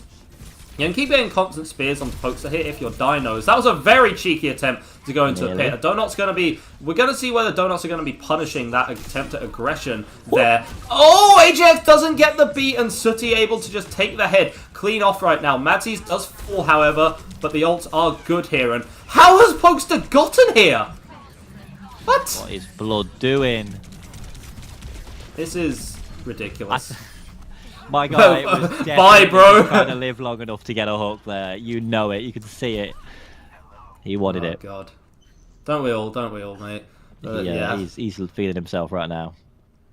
Sure. I mean, you would, wouldn't you? You would after doing this much warfare against Nottingham for this entire game right now. That being said, on this point where Harry doesn't really have to worry about, a flanking Tracer or Hog or anything like that. You can get a lot of work done on the Zen pick to simply Discord, and yeah, you can see the amount of bullying coming out onto Hog now. Pokester's ability to play the game has been reduced significantly. Nice trade there. Neofry with a beautiful headshot onto Sooty there. You'd like this to be your go-forward time if you're Sussex, however, you don't really have that power. And, Neofried is holding such a lethal angle right now. Yeah, I think at this point, this stretch of the map is so literally straightforward. The the focus now is swapping onto these Widows. Are they able to blow open the defense / shut down the attackers immediately? Chinese Dino down though. Yeah, and that's a whole lot of damage coming out onto Pokester once again, but still not able to die. This Transcendence here is just trying to buy time for Dice to get back, but Neophrite is doing some ludicrous things on the Widow thus far. Sights have been popped for Sooty. It's time. You can try and get a headshot after headshot moment, but you can't do it because Neophrite's just taken you clean off right there. The rest of Sussex clean this one up nicely as well. Luster's death there will be the death knell for the rest of DoughNotts right now. Minute left on the clock for Sussex on this attack. A very dramatic ragdoll from that Zenyatta there. There we go. Finish the map. 52 seconds. The battle lines have been drawn. It's time for Nottingham to show their quality. Are they going to be able to match it? Or are they going to succumb to the boomage?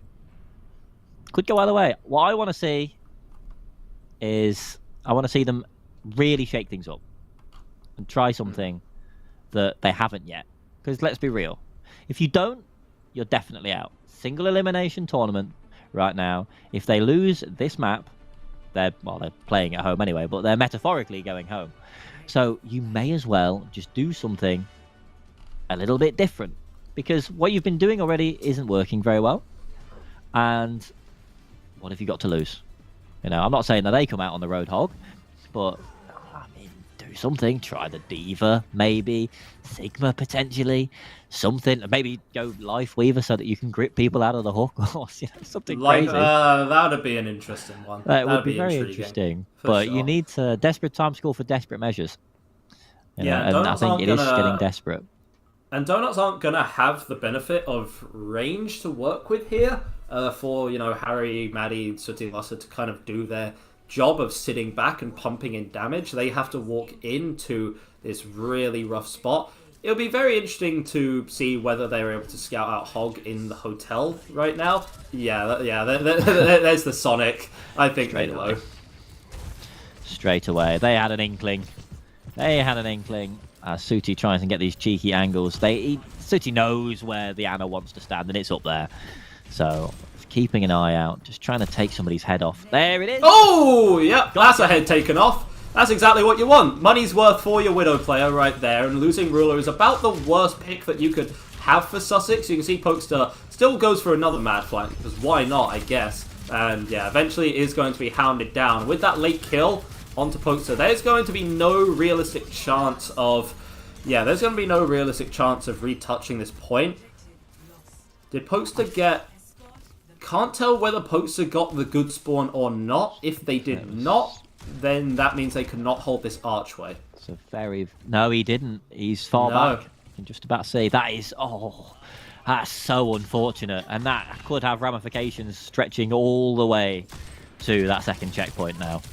It's up to Neophrite now, I think, to try and stall the onslaught a little bit. Okay. Oh. Or maybe Pokester's just going to do it. I don't know. Yeah, we do see this from Pokester quite a lot. And Ruler coming into the backline alongside... Actually coming into the backline alongside the Tracer just to get that kill onto Sooty there. Whatever works, you know, whatever works, big lad. Viewers, if you could see my face. Hell yeah. Don't look, my face is a little intrigued Stormy. Right about now. Stormy. Neophrite is getting up to that pulse bomb. Sooty swapping over to the Cassidy, most likely to try and put a damper on Neophrite's antics. Which, let's be real, somebody has to. Because Neophrite has really taken over for Pokester as the star of the show on King's Row. Yeah, and you're trying to think here of what value can you get, but Maddie not quite getting the anti-agent, so he's just kind of hooked in there. Yeah, just through the entirety of the team getting hooked in, and the rest of DoughNotts just get forced to back all the way up. But it is just bending space and time. He's inhaling the spice in his respirator, and he's finding the one true path to their backline and just hooking people in ways that don't look like they should be possible. This is incredible. I don't think I've seen a Roadhog player like I guess anything's possible when we're talking about Pokester right now. Taking some poke to charge up to that ultimate, hook onto Chinese dinos as well, but of all the people who's going to care about that damage, dinos doesn't. Pokester is alive somehow, but Ruler not quite so lucky. You can see all the resources from DoughNotts went into kill the Hog right there. Hog managed to live, but Ruler not exactly so lucky. So you take what you can get if you're DoughNotts here. AJX does have this overclock as well. Going to be interested to see how DoughNotts choose to respond to this. Blood has enabled God mode somehow. He's got on the dev console and just disabled his ability to die. Chinese Dino does have this Terror Surge. Who's it going to go on to? Is it going to get anybody? I think in the face of the whole Hog, maybe not. Although with the... Yeah, going to be a very aggressive use of the Transcendence there. Harry just playing that angle very aggressively. Lots of taking the head off of Neofry, but AJX does have this overclock. Need to shut that down if you're DoughNotts, and it seems like it's not going to be getting a whole lot of value right now. As Luster can still pump in the damage, still pump in the shots. Again, a phenomenal Hanzo player within his own right. This is the hero that Luster really gets to specialize on. And Debingo not going to be staying alive a whole lot longer. Be interested to see whether Pokester lives through this. The answer is no. You wouldn't think so, but sometimes it's miraculous how long that guy stays alive for. So we are looking now at just under 4 minutes going into third. I believe Sussex had 5, but then they got absolutely ground to a halt. Could the same happen to DoughNotts now? Oh, that's a pick. Up like that. Well, Luster, congratulations. Luster's on your high ground. It's a pretty rough one to deal with at that point. And you can see just the absolute lunatic flank that Pokester's going on. Wants the hook in the hole so bad right now, but the damage is just overwhelming there. There is a Kitsune rush that does come out, and Sooty has actually failed, and Dinos walks into the pulse bomb! Oh my goodness. You cannot let that happen, DoughNotts! Oh, my guy got transported into the Outer Realms for a moment there. I think your mic broke up, but we got the message. Nottingham did slightly goof that, I'm afraid. Everything, the platter was spread. They could have just started tucking in. I don't know what this analogy is, but it was there for them. They could have just had it, and they just goofed it at the last moment. That's so unfortunate. Chinese Dino still has that Terror Surge, but I just don't think there's a real space to use it. He's desperately trying to get that Roadhog kill. Yeah, the space is bit of a fat finger there, but that happened. It was an intimidation shot, and Sooty's on the high ground right now. Does actually get traded out by Ruler now, who is going to be the one to try and make something out of this. Get those picks, get that damage in, do everything that you can, and eventually you can't ignore him you can't ignore this Kiriko for too long, because they're just going to do things like that. I don't know if Ruler is a Kiriko player who was flexing onto Sojourn, or a Sojourn player flexing onto Kiriko. However, either way, that is proof that these two heroes have pretty transferable skill sets. My guy was just dinking like nobody's business. Just clicking on heads, putting kunais between eyes. I didn't think that was going to run, but there you go. And just doing what you can see off on the flank. I would honestly not even describe this as a support Kiriko. This is just playing Tracer, but Japanese. Yeah, and that's going to be Harry using the Transcendence to push forward with a little bit of space right now. Once again, you're seeing the idea of how much damage can we get onto the Roadhog challenge. Go for a long while there, as the Widow Jewel is going to be ever important, and Sooty going to be winning that one out. As I say, as per usual, that would be a little bit biased of me, but I think we're down that road now. But AJX, nothing dirty about that overclock in the slightest. Just so clean with it. 1, 2, 3 for the man. And now we're getting to that time bank where things are getting really rough for DoughNotts. They need to find a way back into this.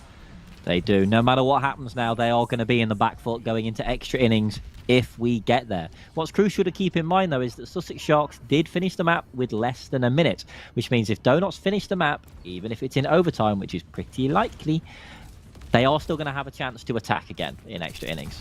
So it is still all to play for. Let's hope they can actually do something with this chance. Do something with his nano boost onto Cursor Dino. Terror Surge.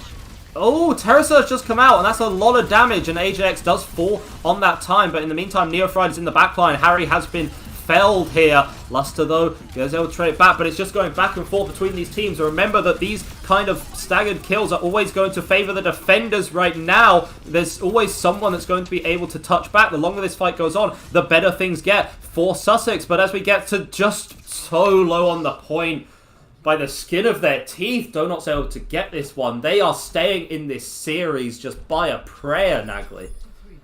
They had 19 seconds, I believe, on the clock there as they just barely managed to slip it in. I mean, there's a 41-second difference. So obviously, DoughNotts get the time finishing at 19 seconds remaining. They get that time reimbursed up to a minute, and then however much that time was gets also added onto Sussex's time bank. So there's a 41-second difference. Considering how the eye test would make you think this map was going, that's actually a surprisingly small gap. It has looked like it's mostly Sussex's game to win, but I think 40 seconds, not really a long time in the grand scheme of things. I'll have you know, 40 seconds. I'll have you know, 40 seconds is a really long time. Okay, it's a really long time. 40 seconds. Okay, maybe even too much. Maybe even too much time. Anyway, DoughNotts are going to be trying to cook on their attack round a little bit. They are expecting the hog again, which is why we see this Malga come out. They do always have the advantage of, because they're spawned so close, they can just run themselves back to the spawn room and try again when they see what's happened here. Ajax on the May, however, that's going to be a surprise. And Neofried actually swapping off the Sombra onto the Tracer very, very late there. Only as the doors were about to open. Still showing the Sombra. Oh, Ajax has been caught out here, and it's just a brawl in the small room right now. Cleave! Yeah, absurd amounts of cleave damage. Dino is going to be felled there.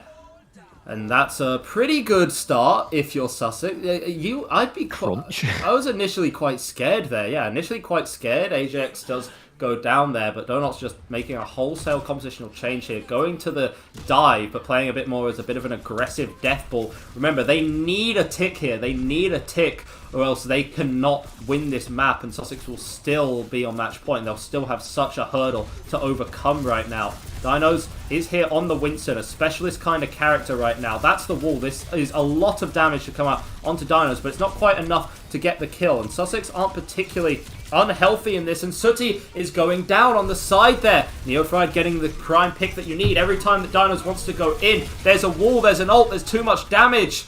There's just nothing that they can do for DoughNotts. Sent all the way back to the spawn room there. Sooty trying to do some absolute heroics right now. Luster with a good stall on the point, and wait a minute. This could be something here. That's going to be the Kiriko that's trying to do a lot, but my brain got fried by that fight. DoughNotts. Not like this. I just want to very quickly draw your attention to that first fight that we saw, the one that was more of a crunch than a fight. Very little cheeky little micro tech from, I believe it was AJX on the May. Rather than blocking off the door parallel to the door frame, if that makes sense, he actually switched it around so that it was blocking off the wall long ways, which meant any players on Nottingham who were blocked out on the outside had to break through more pillars in order to come to the assistance of everyone who was inside. Small things like that do add up to make a massive, massive difference. And, you know, the extra second or two it takes to break an extra pillar to actually get a Suzu in to keep your team alive. And time to kill an Overwatch is pretty low a lot of the time. In a kill box like that, could be far, far too late a lot of the time for that Suzu to actually be any help. Everything's to play for now. Sussex Sharks need to only get 1/3 of this point. If they don't, it's a draw. If they do, they win the series. So everything's on the line. Nottingham need absolute perfection. Are they going to manage absolute to do it? perfection will apparently come in the form of a Bastion for City. Not exactly a character they're all too familiar with, but oh well, whatever works, works, right? Again, Sussex get a single tick here, and they punch their ticket to the grand finals. Harry wants to just stay all the way in the back here, not really take a whole lot of damage, but deal a chunk of it. Ajax, there's nothing that is really going to contest him on this high ground, can just get more and more aggressive and more kind of antsy as the fight goes on. It's going to be Dino who's forced to touch up onto the point right now, but once that Fortify is gone for the Orisa, it's a real struggle. So T does pop the turret form as well to try and delay the inevitable. Dino has to get back onto the point right now, and Maddie is going to be falling, and just like a domino, one piece falls, the rest is going to be going down. And congratulations to the Sussex Sharks. Going to be completing the upset here today, punching their tickets to the LAN finals in Nottingham, upsetting the hometown heroes. Cartilaginous fish supremacy. The Sharks do it. They do it with the Roadhog. They held onto their guns. They showed everybody just how you forge your own path in this meta. You don't play Orisa. You play whatever you want to, whatever you're best at, and you smash your way to the grand finals. Very, very well done to both teams there. Commiserations to Nottingham. They did actually make some really crucial adaptations there. You saw that the Roadhog was a lot quieter on King's Row. So clearly they were making adaptations. They were not getting caught out. There was a few crazy hooks, but nothing on the scale that we were seeing in the previous few maps. So they were making adaptations. They were getting ahead of this. They were clearly a team that was capable of taking the dub. There was just a few small things that came out in the end, and maybe they weren't quite quick enough to adapt. And that's just how it goes, unfortunately. Well, I'm tilted, but whatever. Happens to the best of us, right? Congratulations to Sussex. Absolutely deserved to win the match there. They just kind of played their own style. DoughNotts couldn't adapt to it properly. All the adaptations that they did make simply didn't work because Sussex, not only they had the strategy behind it, but they also had the mechanics to back it up as well. Phenomenal DPS talent, some crazy hooks that we were seeing come out. I mean, I would ask who player of the match is, but that seems like it would be kind of disrespectful, wouldn't it? I think we know who I would pick for player of the match. It's Pokester. It's Pokester. The one, the only, the man, the myth, the legend, the man of the hour, the tower of power. Coming in clutch. Phenomenal job. Yeah. Well, LAN finals. What's the date of that? I believe it will be the 4th of May. Yes, 4th of May at the Confetti X facility in Nottingham. We have our finals. It is going to be Loughborough, who did beat Kent 3-1, and Sussex Sharks. It's going to be a bit of a long trip for them. Hope they're in for a nice day, I suppose. But hell yeah, they get to play at the Confetti X venue. Fair play to them for working that one all the way through. Have punched their tickets. Finals on the 4th of May. On the Discord server for the Banquet Bash, you can find the page for Eventbrite to book your tickets to that event. There's going to be a lot of Nottingham people showing up there. You're going to see how happy they are. But still, congratulations to those teams for punching their tickets to the finals. We want to thank everyone for participating today, all the teams who have played in the tournament and been on stream, as well as our sponsors. I believe, not entirely sure who's sponsoring. They've been playing through Monkey Bubble, Sweet Cabin, Confetti, and University Esports. And any more? No. Okay. So Sweet Cabin, Confetti, and University Esports for sponsoring this event, making it all possible. And obviously Becca and Raf, who just decided, yeah, we're just going to put a last-minute broadcast today. Hell yeah. Anything you wanted to say before we headed off, Nagley? Just, if it's in any way possible to get to these grand finals, get your tickets, get down or up to Nottingham. And Confetti is a fantastic venue. It's a great place. It'll be an absolute banger of a show. It's well worth it, if it's at all possible for you to make that journey. I have been Egda today, joined by Nagley. Thank you so much for watching, and see you at the LAN finals.